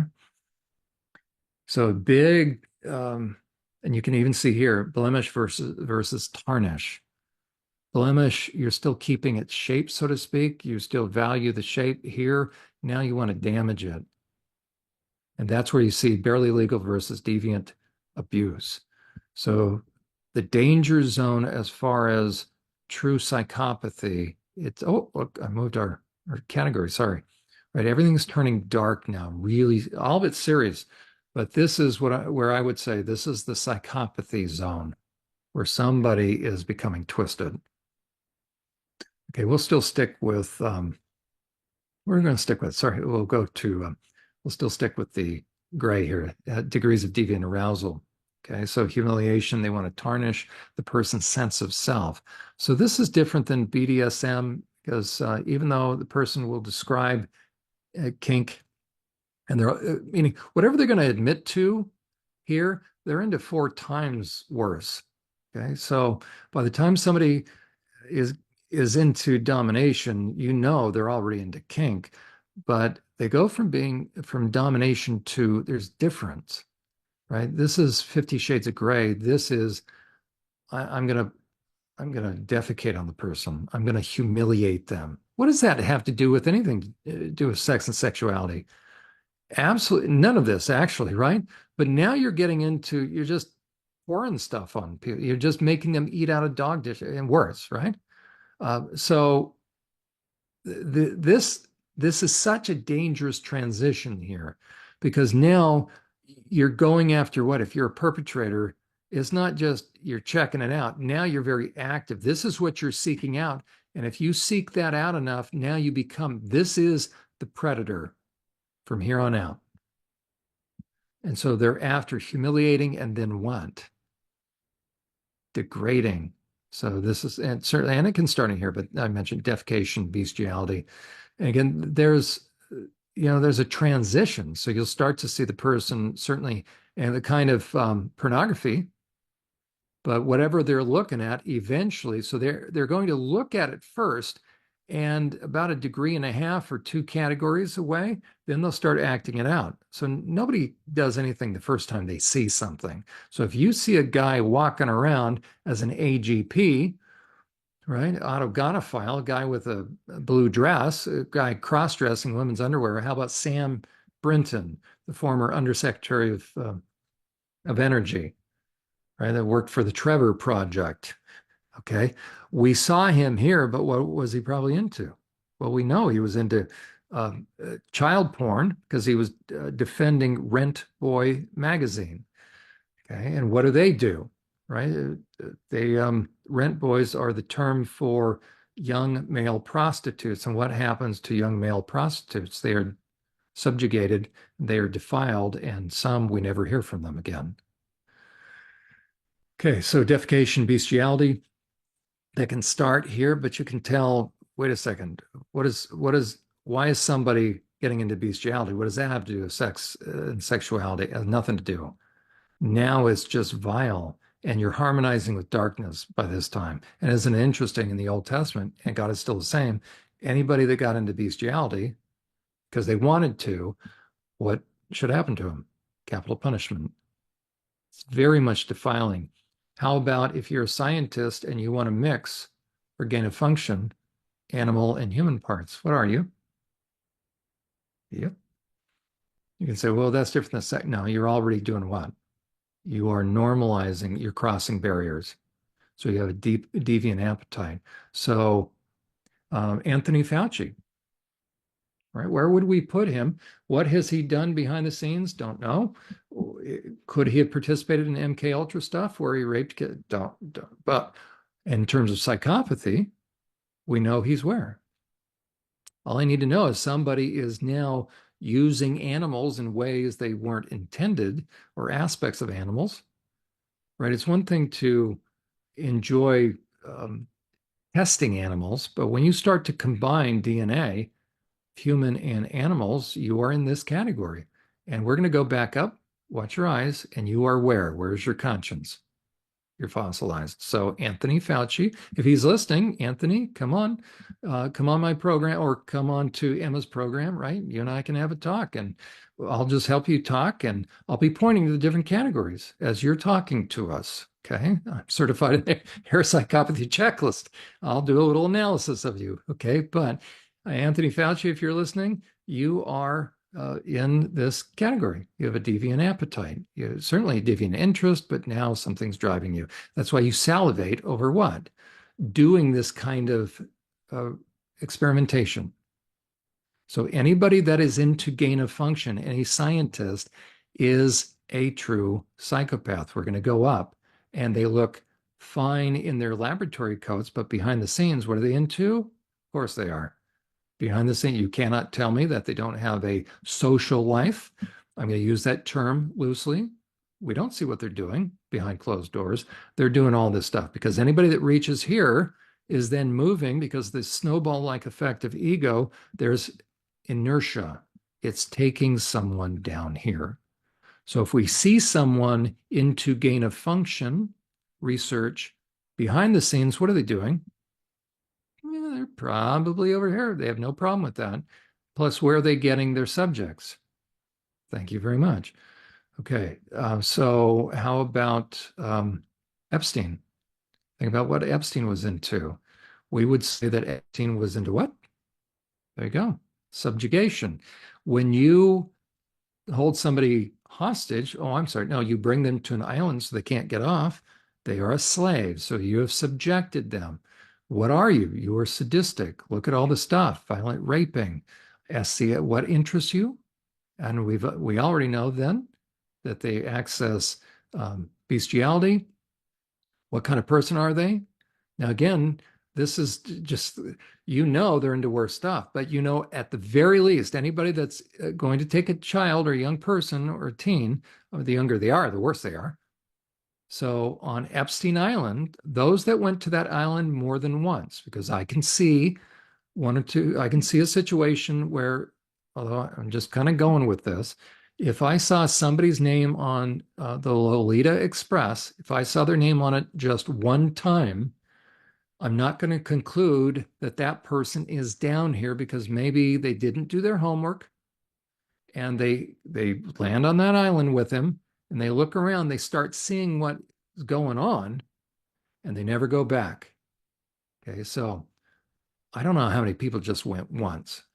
Okay, but it's two or more, then you're talking, you are at least, because you know what's going on that island. So you are at least here. We're going to scroll up. That makes you what? So only psychopaths went back onto Epstein Island two times or more. It's just fact. Now, what kind of stuff were they into? There you go. They're very malevolent, meaning they want to harm. And then what's the next stage? And in one night, how many different charges could be brought to bear? All of them in one night. Okay, going back to the silver bar here, as it were, degrees of deviant arousal, motivation, and degrees of intentional harm. So you want to subjugate, and here it is. Not only is the person in essence a slave, they can't leave, they can't get off, but what are you going to start to do? You're going to defile them because you're already harmonizing with evil. And then you're going to desecrate them. And that can take the form of what? Because look at what they're looking at. Look at what they're looking at. They're already looking at kidnapping and murder, mortuary porn. You're already down to toddlers and infants. You're already a sadist. So now you're going to be into satanic stuff, bloodlust, cannibalism. You look at spirit cooking. Um, and then you're going to, what do you do with the body? So some are going to get into dismemberment and then ritualistic abuse. This is how you create adults that are into all that. And what do they do with their victims? It's all about desecrating. It's all about all of this, right? Because you're going to really combine all of these because it progresses. So everything they do is going to be not so much impulsive by the time you get down here, right? You're either going to have, I'll show you, you're either going to have extreme impulsivity by degree, or you're going to have very methodical stuff. But in order to keep from getting busted, and I'll show you how that works, you are not going to be impulsive. Okay, so these are very controlled individuals, and that's why they rarely get busted. Plus, they have a lot of money and those kind of things. Okay, so let's go back up and then look at the degree of malice and forethought. A lot of planning, a lot of what's driving them is the thrill of harm. Okay, it's not just they want to hurt the person, but they get a high off of seeing them traumatized and in pain. Let's go back to the goal for a moment now. So again, the important thing is look at the white columns or categories.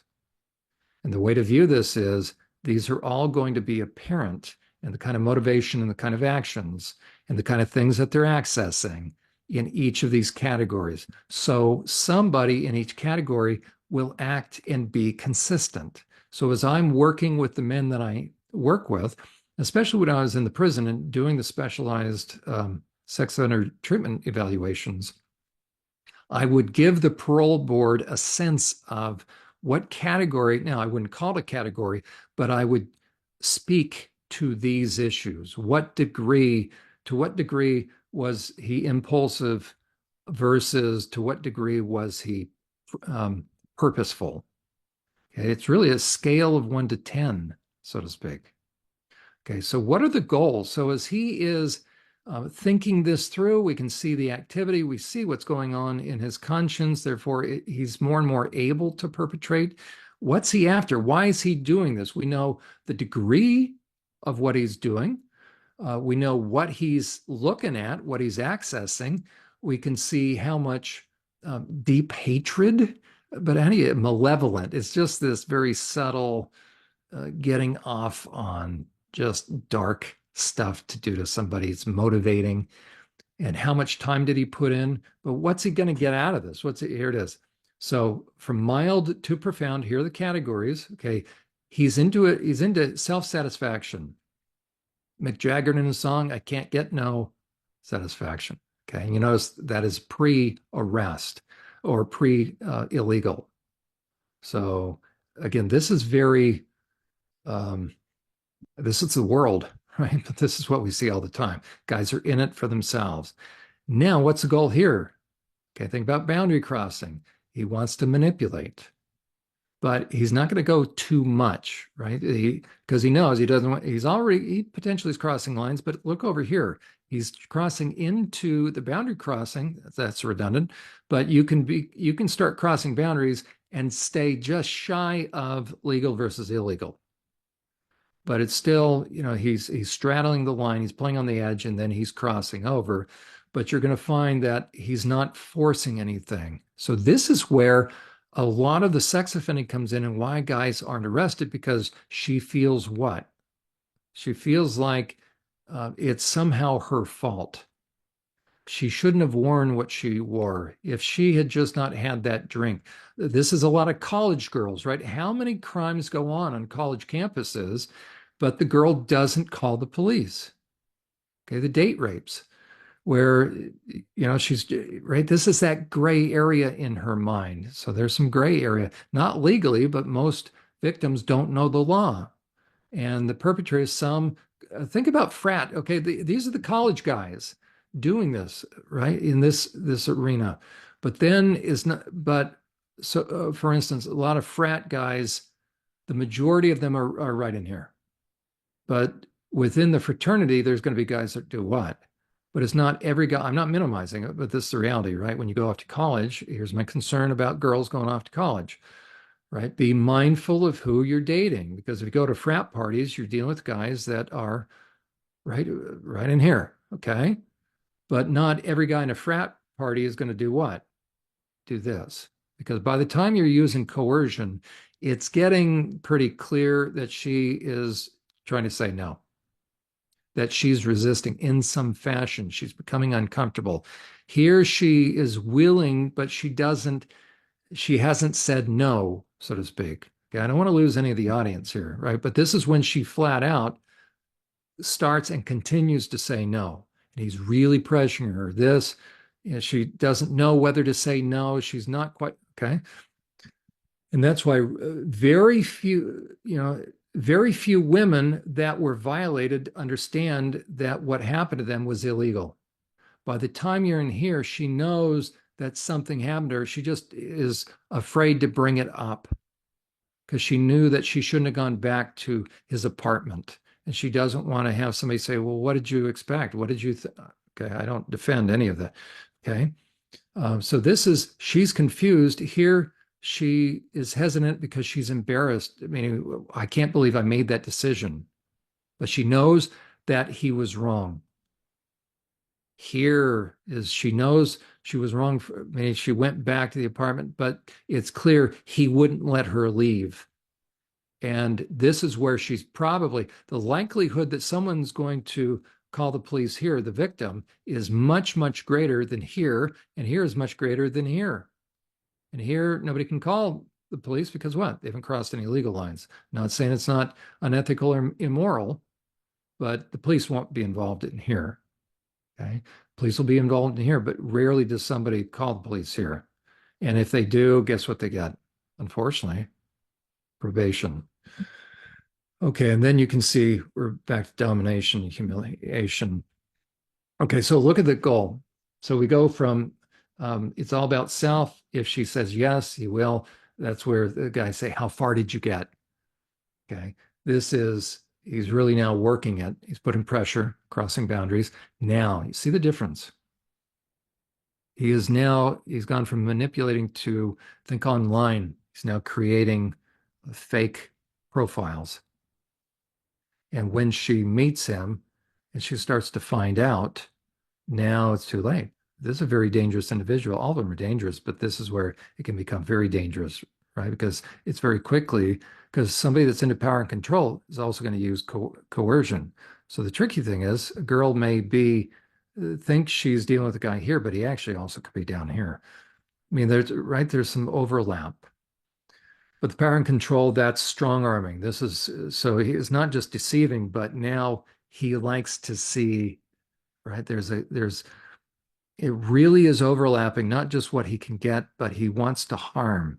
And we're into deviant. Yep. See the deviant arousal? So this is self-entitlement. This is still, he's still getting an erection based upon um, kind of the idea of sexuality. But here, right in here, what's so dangerous is now he likes to see the pain, the discomfort. So the difference between deceiving versus stealing, that's more overt. And then what? We're now blemishing her. He wants to leave his mark. He wants to, the next is tarnish. So he wants her to always remember him, but not in a good way. And so you can see then it's good. This is much more active. This is such a dangerous area right in here. So it's not just he's been vicariously watching it through the porn and stuff, but now he's seeking it out. He's making it happen. And that's why, so he's the predator.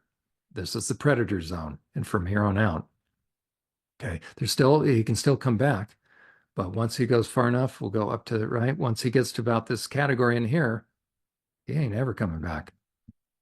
And you can see again the different things, degrees of motivation. Okay, but again, what's his goal? He wants to leave a mark. He wants to blemish, tarnish, different gradation. Now to spoil, if you tarnish something, you can still get it back, but it takes some work. But if something is spoiled, so if a woman feels she is spoiled, right, that's much deeper on the inside. If a kid likes spoiled food, right, it's no longer good. So a victim feels like there's no way they can recover and ever be whole again. They've been spoiled. And then now we get into that real serious, because it's not just spoiling, not just, and this is psychological in a way, right? If you have caused someone to feel that they are spoiled, that's very psychological. Here now you are doing all sorts of stuff to impact them, and these are degrees of impact. So you're now entering the realm of impact, and now it's to harm.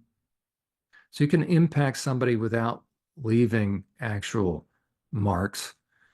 Okay, and now you're going to damage them, and now what? Destroy them. Okay, I'm gonna now introduce, we're gonna just briefly, because this may be enough, but here's the kind of newest overlay that I've been developing. There's going to be more to this next time, so we'll pick up where we leave off, because I'm going to be adding more. I'm actually going to create a standalone chart of this because there's a lot more to add to this. Okay, think about, we understand, hopefully you've all been tracking with me, how somebody becomes deviant, right? Lust, then it becomes deviance. Lust is about I gate, I'm lusting over that person's body. Deviance is I want to harm them. I'm getting off on seeing them in pain, seeing that they don't like it. Big difference. Okay, all the difference in the world. Okay, that's psychopathy when you move into that. As somebody's getting worse, now think about these categories again. That's why I left these lines here. Over here we have legal, right? Dotted line over to the left is legal. So you have a couple of different kinds, and I'm going to be adding some more. But for right now, I want to differentiate between more or less the impulsive and the low level. I'm not talking about low level in terms of impact, but in terms of coordination, in terms of the degree of sophistication. So what you have here is you have prison that is filled with more of these. Actually, the top level are the ones that are the majority of guys that are going to go to prison. Down on the bottom are the guys that rarely go to prison. It's really important to know. Why? Because think about the majority of research. Where's an academic researcher going to go to research these kind of men? They're going to go into prison, but how much time do they have? Not as much time as I had. I had more time in one day or 2 days than they had in all the research they can do. Okay, so the best place to do research is in prison to work on Psych Staff, by the way. Okay, where you have a set of keys and then you have access to everybody.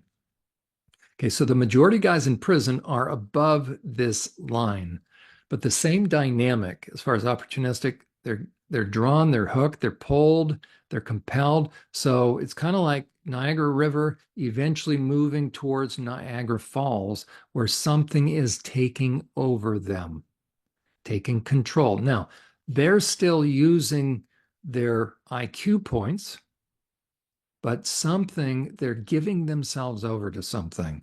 And so I use this both in the figurative and literal sense. Very different in terms of intensity.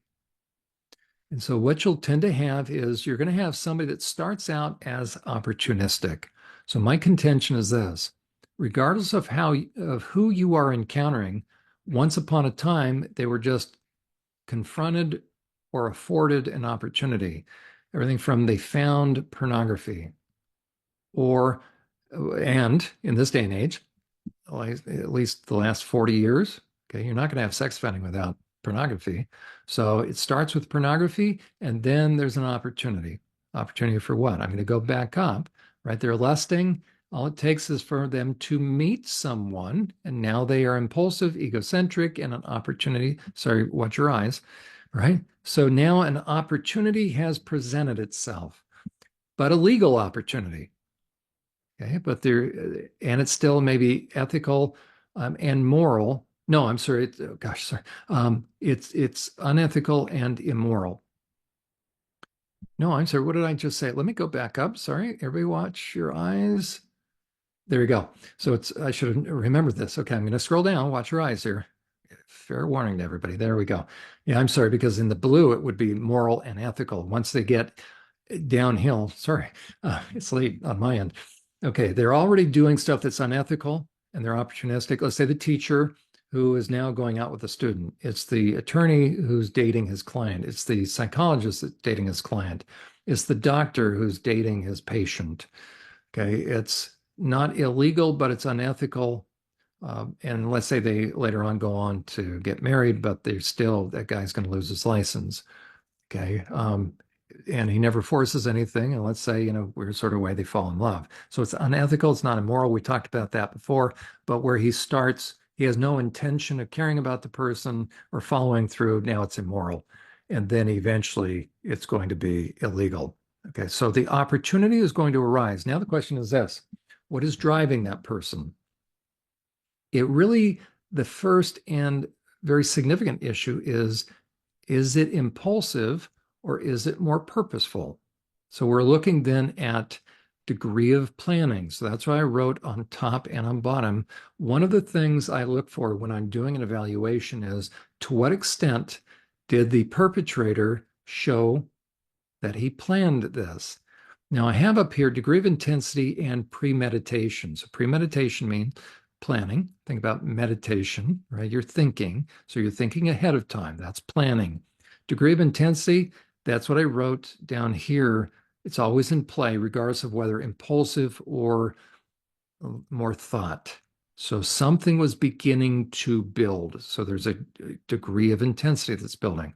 So in my assessments of guys, it's always going to take into account to what extent was there planning going on and to what extent was the person degree of intensity or pulled and drawn, as it were. That's very important because that means the more they were, I'll just use some words, right? They had an insatiable appetite. Think about the person's thought process. This means they're thinking about it all the time. They're on the hunt all the time. It's not just if an opportunity affords itself, because down here it's more planned, and there you see the degree of planning. So the degree of planning and intensity will go together, and so these will be in these different categories. Okay, so up on top of this line, we're going to say that it really starts with impulsivity, and therefore the degree of sophistication is not going to be as much. You can have planning, but not as sophisticated as down here. So below the line, you're going to have sophistication. Here's where SRA and certainly MK Ultra, you can have some SRA up here, but MK Ultra is down here. You do not have MK Ultra up here. And that's why you have very few MK Ultra people in prison. Why? because they're not impulsive and they don't give themselves away. And that's why they're in a category unto themselves. Some different research will show 2 categories, 3 categories, even 4 categories. They'll kind of do factor analysis. I will show you category 5, and maybe at some point in time I'll submit it in a research article. So I'll put all this together and then I'll publish. Okay, so the category 5, it doesn't exist out there in literature. So I'm creating our own. So folks, you're with me as I'm saying there's a category 5, and it's going to be in here. Okay, so MK Ultra is a category unto itself. That's why, for those of you that were subjected to very calculating and the kind of MK Ultra that bring about or that include SRA, it's very sophisticated. So you take MK Ultra and you layer with SRA, and it's almost one and the same. You may have some MK Ultra that don't get into Satanism or SRA, right? So you can have SRA that may not be MK Ultra. You can have MK Ultra that may not. I'm just hypothetically, I could conceptualize MK Ultra that isn't SRA, but when you blend the two, you have the degree of sophistication of MK Ultra that is now layering on top of it what? That's right. Very demonic stuff. And let's go down again because that means they're diabolical. And look what they do. They include dark spiritual activities because that gives them a high, because these folks are very intellectual. They're very left brain. But how do you get somebody off that is pure left brain? Very Mr. Spock of the old Star Trek, that's just like a scientist. You create a mad scientist, right? But you create one that is energized, right? Not just cold and calculating and methodical, but how do you get him energized? You do it because in a way where he's harmonizing. What category is he in? He's going to harmonize with darkness. And that's why you will see an overlap of MK Ultra and SRA. But it's very scientific, and therefore also what? And what you're going to see partway through, where am I calling it? Right there, ritualistic. You're going to see ritualistic here down the bottom. There's going to be a point through which somebody passes where it now becomes ritualistic abuse. And one of the key things is objects will be used. Okay, so once somebody, and they are psychopathic, if we went straight up again, we'd see there's no return.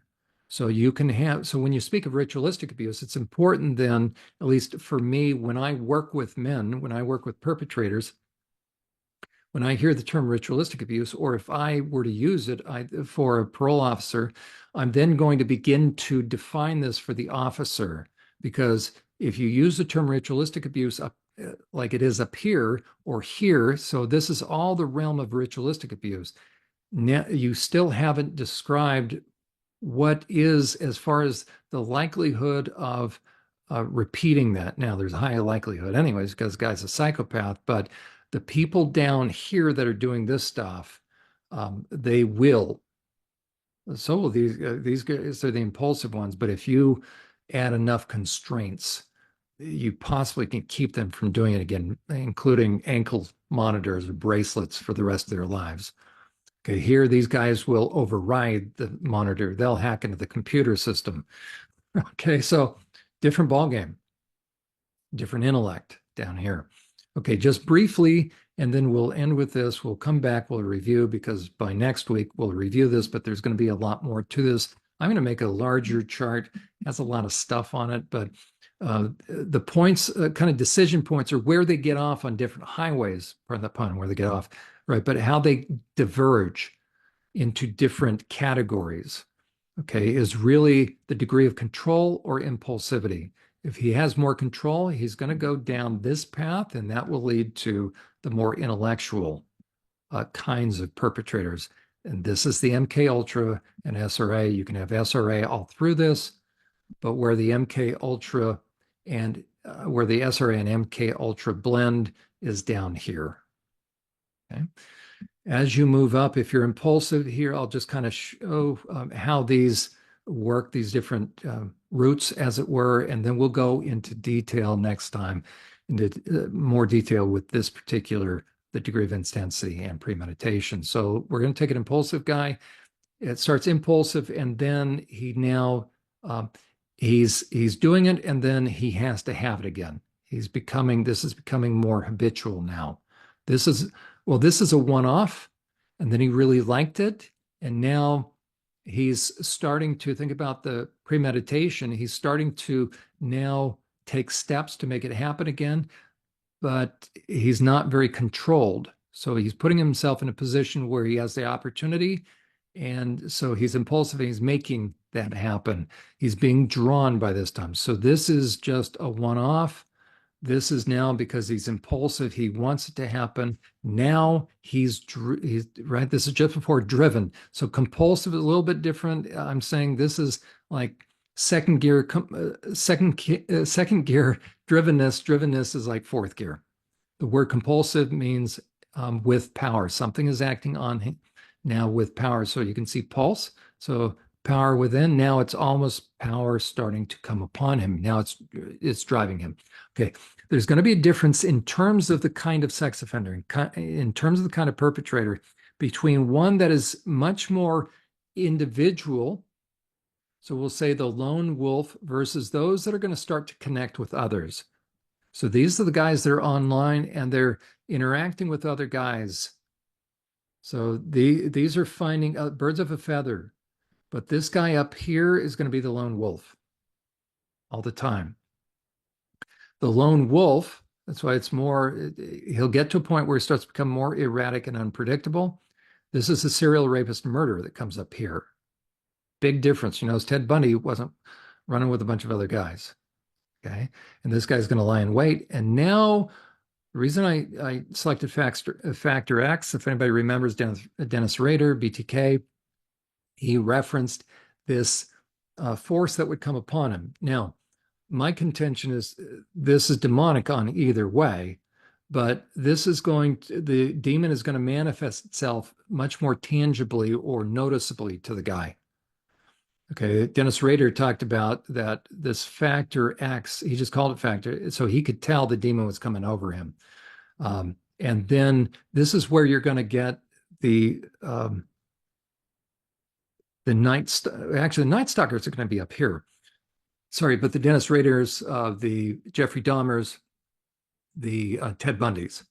Okay, and what you're going to find among their items are the trophies.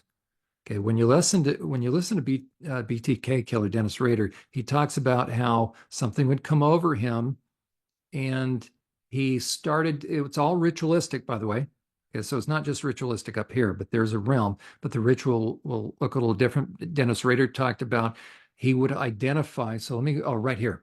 Okay, so this guy up here is going to do random hookups or cruising. This is a guy that kills prostitutes up here. You notice Ted Bundy, Dennis Rader, Jeffrey Dahmer, they didn't go after prostitutes. Different. I had a guy in my unit that was up here. I've dealt with all of these different kinds, but really, really profound. Actually, he was up here. Okay. And he's in for life. Okay. So this guy is the lone wolf, and the reason why, and bloodlust, right? So he's cruising around, but this is going to be snatch and grab kind. He pulls up next to her, and she's never coming back. But this is the Texas Chainsaw Massacre kind of guy, the Freddy Krueger kind of guy. Okay, and so you're going to get maniacal. I did this. I'm envisioning this. He's just as crazed as the amount of trauma he's creating in her, but this is calm as he's creating trauma. A little bit different kettle of fish, so to speak, or guy. Okay, but it's all demonic. Something's driving him, but these kind of guys won't reference something coming over them, but guess what was motivating them? Okay, so the inmate that I'm thinking of, he never talked about feeling something came over him, but when you're hacking up body parts, right, and now when you're biting chunks of your own flesh out and you're trying to pull with your teeth, when you're in restraint chairs, you're trying to pull veins and arteries out, something's come over you.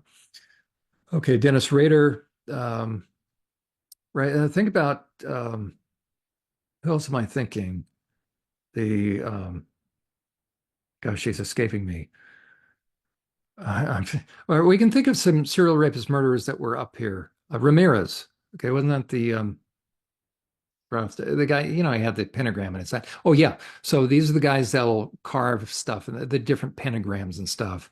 Night Stalker. Okay, so he was up here, but by the time they're arrested, um, these guys look like freaks. I mean, there's plenty of stuff on them, pentagrams and other things. Okay, down here, they're not going to be pentagrams. Okay, BTK killer would talk about he would go cruising, but not random. So he's going to go select a victim, and then he's tracking the prey. Different, right? This guy's going to grab. He's going to grab people at random. This because part of the thrill is the thrill of the hunt. So whenever you see serial rapist murderers that have underwear of their victims, up here, this guy's not typically not going to have underwear of the victims. The inmate that's in for life that I just referenced, he didn't collect items, he didn't collect trophies. Let me ask you this. When you're thinking, I'm going to scroll up for a moment.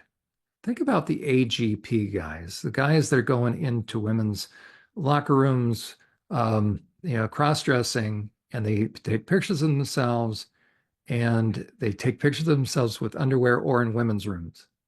What do we call that? But where are they? Where very well could they be? Okay, I'm going to scroll back up. So my contention is this. If you do a low bar approach to your safeguarding and you have an organization like GenSpect right now who is embracing AGP guys, they haven't got clue one who they're welcoming in because those guys have women's underwear. And the question is, where did they get that? Well, they bought it. How do you know? Well, I don't know, right? Because you can't imagine because you haven't worked with guys. I've worked with these guys, and I'm telling you this, they're not buying it. Okay, maybe are you willing to take that chance? Because you don't know, and you think they're really going to be honest with you? So trust me, they got that underwear from somewhere, including laundromats, but probably look at Sam Britton, right? He stole the luggage from 3 different airports, wore the clothing, but what did he do with the underwear? He masturbated in it. Why? Because it's not, AGPs do not find themselves attractive. That is a lie. Okay, that's what they have said. They're envisioning what they've been looking at both in real time, online, dark web. So they're very dangerous individuals. Okay. And now we have the guy. Okay. I'm sorry. So we're going to go trophies. So this will be, think about dismemberment. And now, Bundy didn't dismember all the time, but this is where you can have certain subjugation, sedation, and then, I mean, they're going to do something with the body. But think about Jeffrey Dahmer. As a matter of fact, another guy was found. So these are the guys that will have, body parts in their. So they're going to do something with this. The worse they get, of course, they will use the dismemberment as part of that trophy. So from here on out, they're going for trophies. But this is where they'll have, in their freezer, different things, or even on their mantle. Okay. So, but these are the lone wolves. Okay. But then you have those guys that are going to do stuff with other equally sadistic individuals. So when you see guys arrested for doing, for murders, but they do murders together, they went down this degree. They are connecting with others, even 2 or more. Right. So they're like jackals and they run in packs. Down here, what I'll end up calling this is wolf packs. This, you think of jackals, right? It's just kind of looser association, but they had something in common. And so now opportunity will rise. They may or may not have really sophisticated degree of premeditation. So down here, it's the precision. Up here, they're propelled. So that's why we're going to end up arresting these kind of guys. These kind of guys down here rarely get arrested. Okay, these are the bright guys. Not that Ted Bundy didn't have a low IQ, he had a high IQ. But again, he wasn't down in this category. And then by the time you get here, this is where you get the sadistic gang rapes. where they will use objects and stuff. And oftentimes it'll be, this is a senseless crime. Correct. So not a lot of sophisticated planning, but there was a group of them. So this is where you get, and then the question is, what are they going to do with their victim? Oftentimes, these guys will let their victims, or sometimes they'll let their victims go. The guy kidnaps, snatches a kid and drives him back and drops him off a mile away. These are the guys that gang rape the college girl and let her go. So this group will not necessarily kill their victims down here, but sometimes they will. Texas Chainsaw Massacre, I think did it together. Oh, there's that guy? No, that was single, but you can have some of those guys, two or more. Okay, so sometimes they will kill randomly or they'll let the victim go. Now, if the guy has, again, we're talking about one person at some point in time in his life, and then because of fast tracking of porn, he's going to move toward deviance, but porn fast tracks it. And then he's going to go down this. And instead of becoming more impulsive and more driven, drugs and alcohol are up here. These guys will tend to have drug and alcohol issues. These guys won't necessarily, they'll possibly take drugs and alcohol, but they aren't druggies. Okay, here you've got a lot of drug and alcohol. Maybe you'll have drug and alcohol during an event, but these guys are doing drugs and alcohol throughout their lives. Okay, that's why these guys tend not to be CEOs and well respected. These are in positions of authority. Okay, and then as things move forward, it becomes much more organized, coordinated, orchestrated, methodical, and scientific. And so the goals here, they want to eliminate the victim. So the lone wolf, we're going back up to the crazy guy, the night stalker kind of guy. So he's going to eliminate the victim. Down here, interesting, they're going to profit of it. And this really continuum. So these guys are going to, in a way, probably keep the victim alive because they're going to profit. This is everything. They're going to rape and show the film, pay per view. They're doing something, or they start to pimp the person out. This is not just profit, but they're going to benefit in a lot of different ways. And now they're going to keep the kid alive and they're going to utilize the kid. And I probably have given you all enough. Heads are probably swimming right now because of the information, and there's probably been a lot of triggering. So, Emma, I think what we'll do is we'll just kind of bring it in for a landing for tonight. Terrific. This was fantastic, John. This is Now, a really awesome and creative graph too.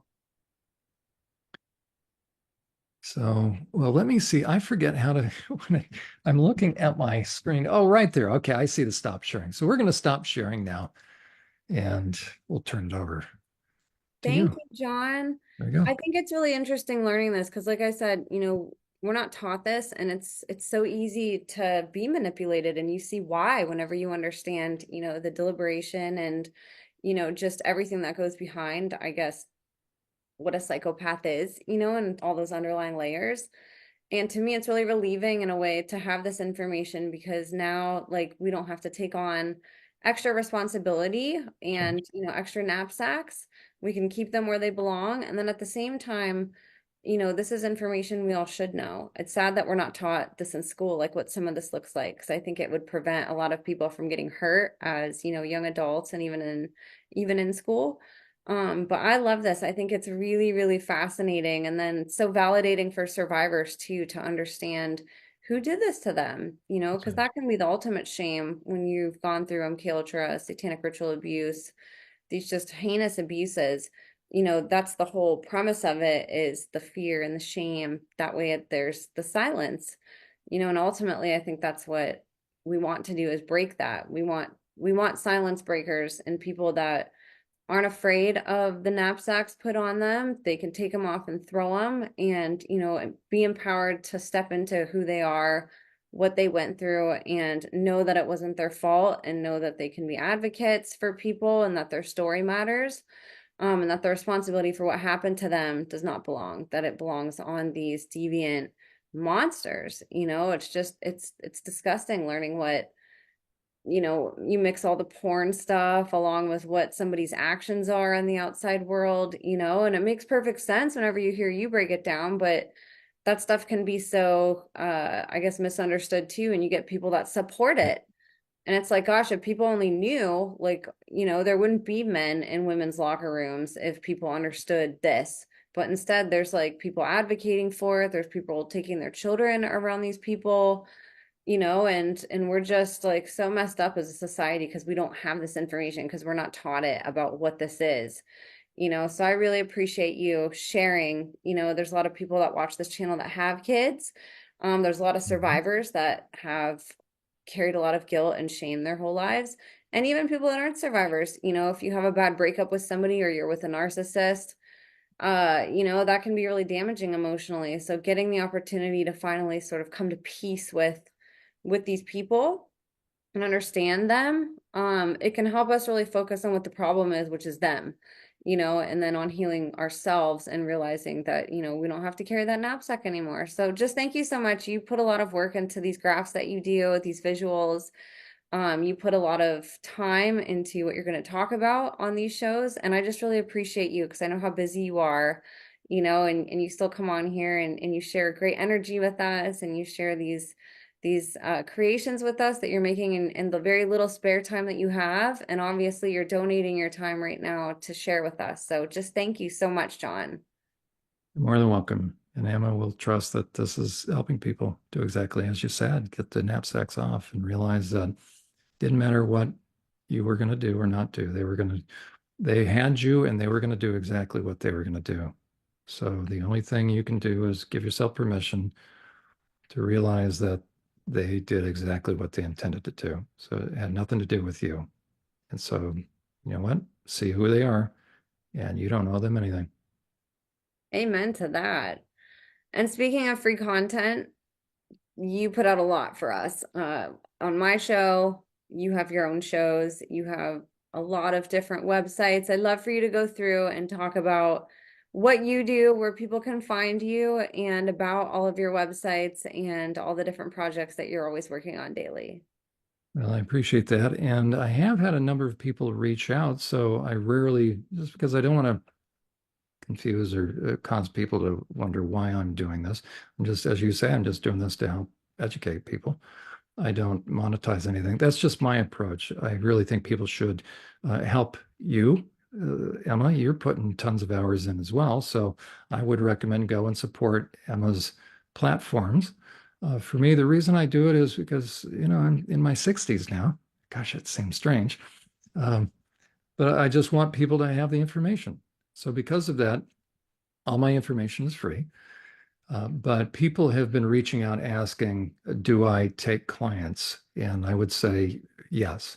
If the times that I'm full, I'll let someone know. Every now and then I have a waiting list, but certainly reach out if you would like to consult. The way you do that, by the way, is on the homepage of survivorsupport.net. Not only can you get a hold of me, there you go. So if you scroll down just a little bit, I'll show you. And there's my Friday night live program. So I do Journey to Healing, by the way. And that is, we deal with counseling topics and we're dealing with the subject of forgiveness, what it is versus what it is not. And you can access that by the podcast tab, but right there in front of us. Okay. So if you are part of an organization, and want some training, you can access it there. But if you would like to consult with me, and I actually kind of set aside my license, but I am who I am. I'm licensed in 2 states, but through here, I do what I call kind of coaching or independent consulting. So therefore, I can work with anyone. There's a disclaimer. You have to agree that you don't want to be diagnosed. You don't want a treatment plan. You don't, right? You don't want professional mental health. But again, I bring myself to the table. So that just so you know what that is personal consulting. Kind of semantics, but it's important because under my mental health license, I can only work with people in 2 states. So through here, I can work with anybody anywhere around the world, actually. So that's how you access me there. Up on top of the tabs, you'll see the podcast. Oh, the site, the way to use it, move from left to right. This is made for survivors and those who want to know how to better support them and just kind of go methodically. The abbreviated programs that Emma and I are doing, you can find that under the third tab, Help for the Journey, 4 tabs down. So the impact trauma, if you want those all in one place. But to get the full episodes, you have to go to the Imagination podcast. So I'm really not putting up the question and answers just because out of just appreciation for Emma. I think she deserves the full unedited version. So if people want to access that, under the podcast tab over to the right, that is the repository of the different programs, my Friday night program. So there are many, many hours. Right now, we're up to about almost 30 hours. I think I have about 14 episodes yet to put up there. So there's going to be on the current series of Forgiveness, what it is versus what it is not. If you keep scrolling down, you'll find about boundaries. So each of those are an hour program. Okay, we can go to the next site, which would be, why don't we do churchprotect.org? That's more of my research, as it were. And also when I deal with social media topics or things that come to my mind, that's where you're going to find not so much the best of the best, but some that I find noteworthy, I just cut and paste in a way on there. So if you want to go back and see what I do on social media, I always do it to educate. So that's a good repository if you want to kind of see some of what I'm posting these days. If you want to find out about the truths about predators, including some of these, this little series that we're doing, that's going to be under here as well. But that'll give you some of my background and comments. So professional peer review, as it were.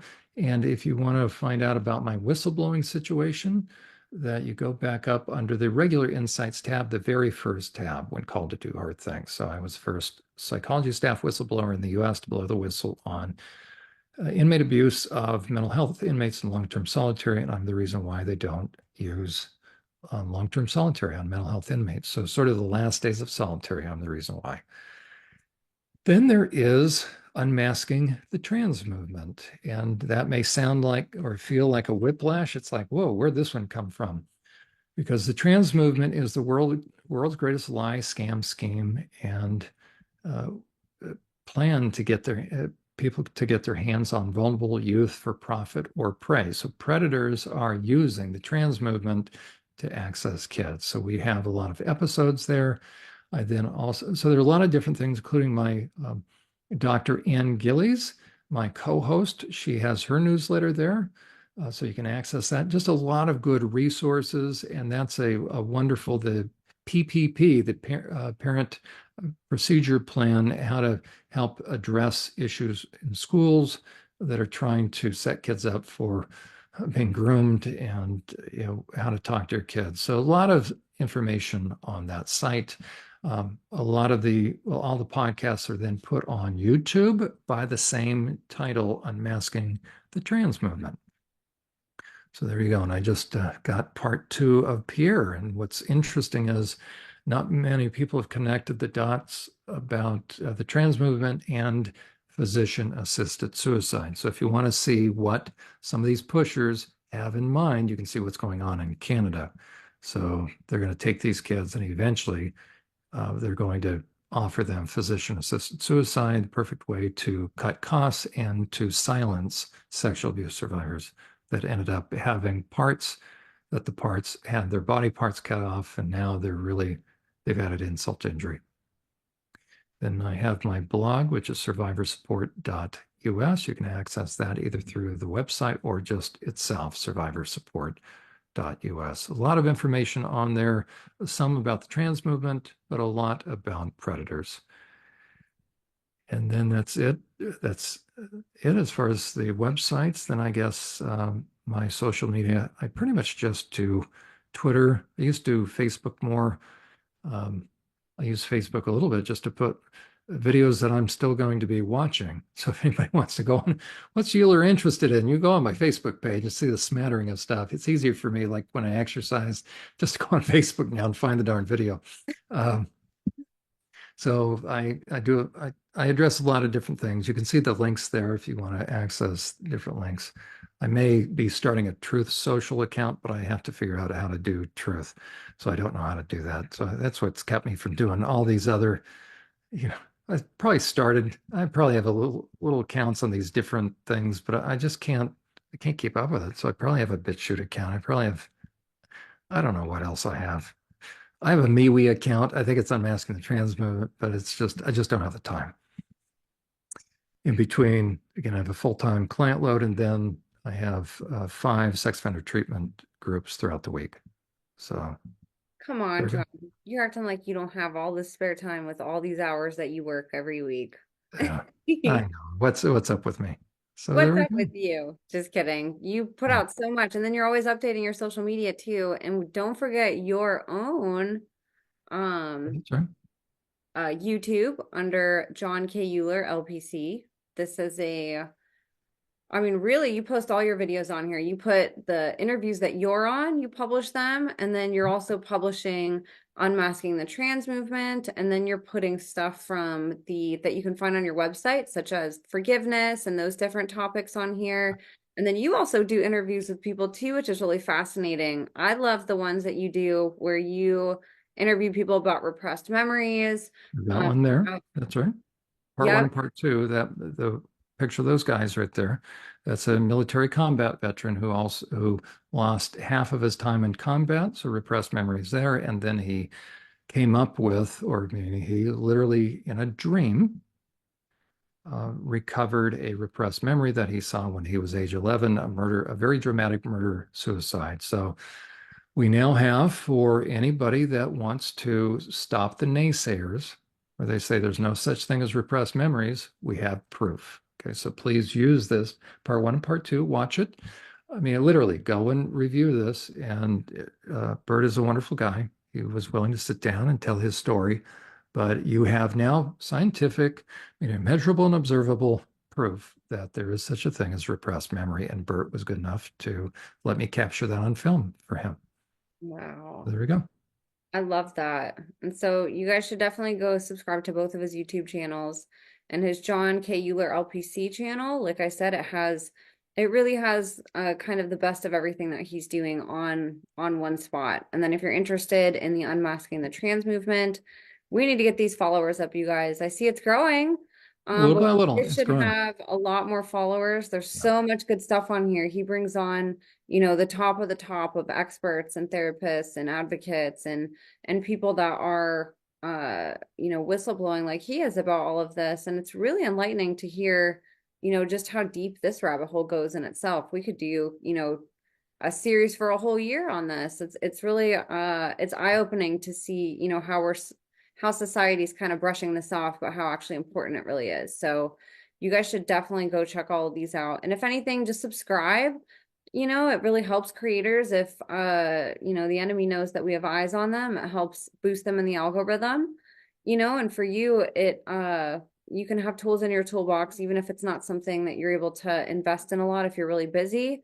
You have it right at your disposal. If you subscribe and then you go to your YouTube, all these channels will automatically pop up. So when you do have time to listen to something, or when you want to, or when you're driving, you can just pop on one of these videos, and it helps if you're subscribed. You don't have to go look for these channels. So As a I matter of have fact, Emma, what I would add, I don't often solicit, but I'll tell you what, do it. it probably would be very helpful. Anybody who's listening to this, okay, if you would do me a favor, I'll tell you why. If you would go and subscribe to this channel, because you can imagine the naysayers and the perps, when they hear that Euler is doing Unmasking the Trans Movement, what do you think they say so that people won't listen? There are 73 separate, so multiply that by 2 so you can see how many separate episodes we have. So 73 hours of information. So we have 120, so I don't know, 73 times 2,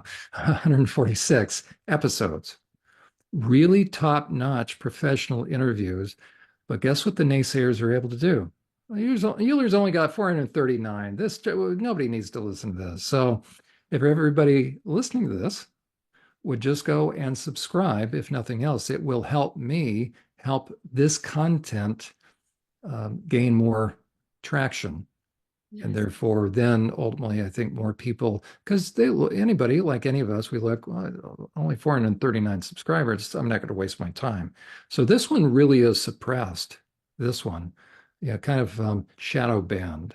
So if you want to do me a favor, so to speak, not because I need it, trust me, I don't, right? But it will help me then be able to just get this to more people, more places, because they'll see the numbers that would be higher, and then we can actually have more and more people be willing to listen. Exactly. I think one of the best things that we can do always is support creators, and it's free. Take this, subscribe to it, and go share it with somebody. So many of you ask what you can do to help. That's a really simple thing. Go share it with a friend. Hit subscribe and then go share in a text message, and then go about your day and do what you're doing. You don't have to invest all the time that John and I are into doing this. I know that that's not applicable for everybody to be able to do.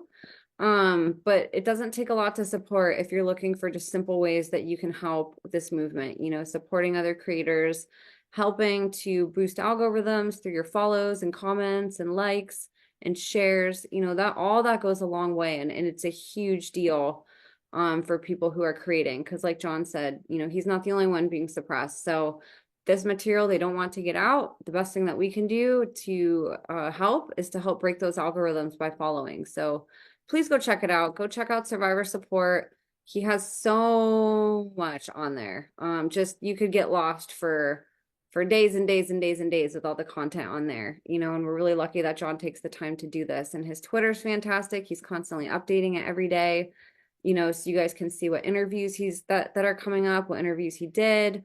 You guys can see the latest articles about the trans movement, about survivors, about false memories.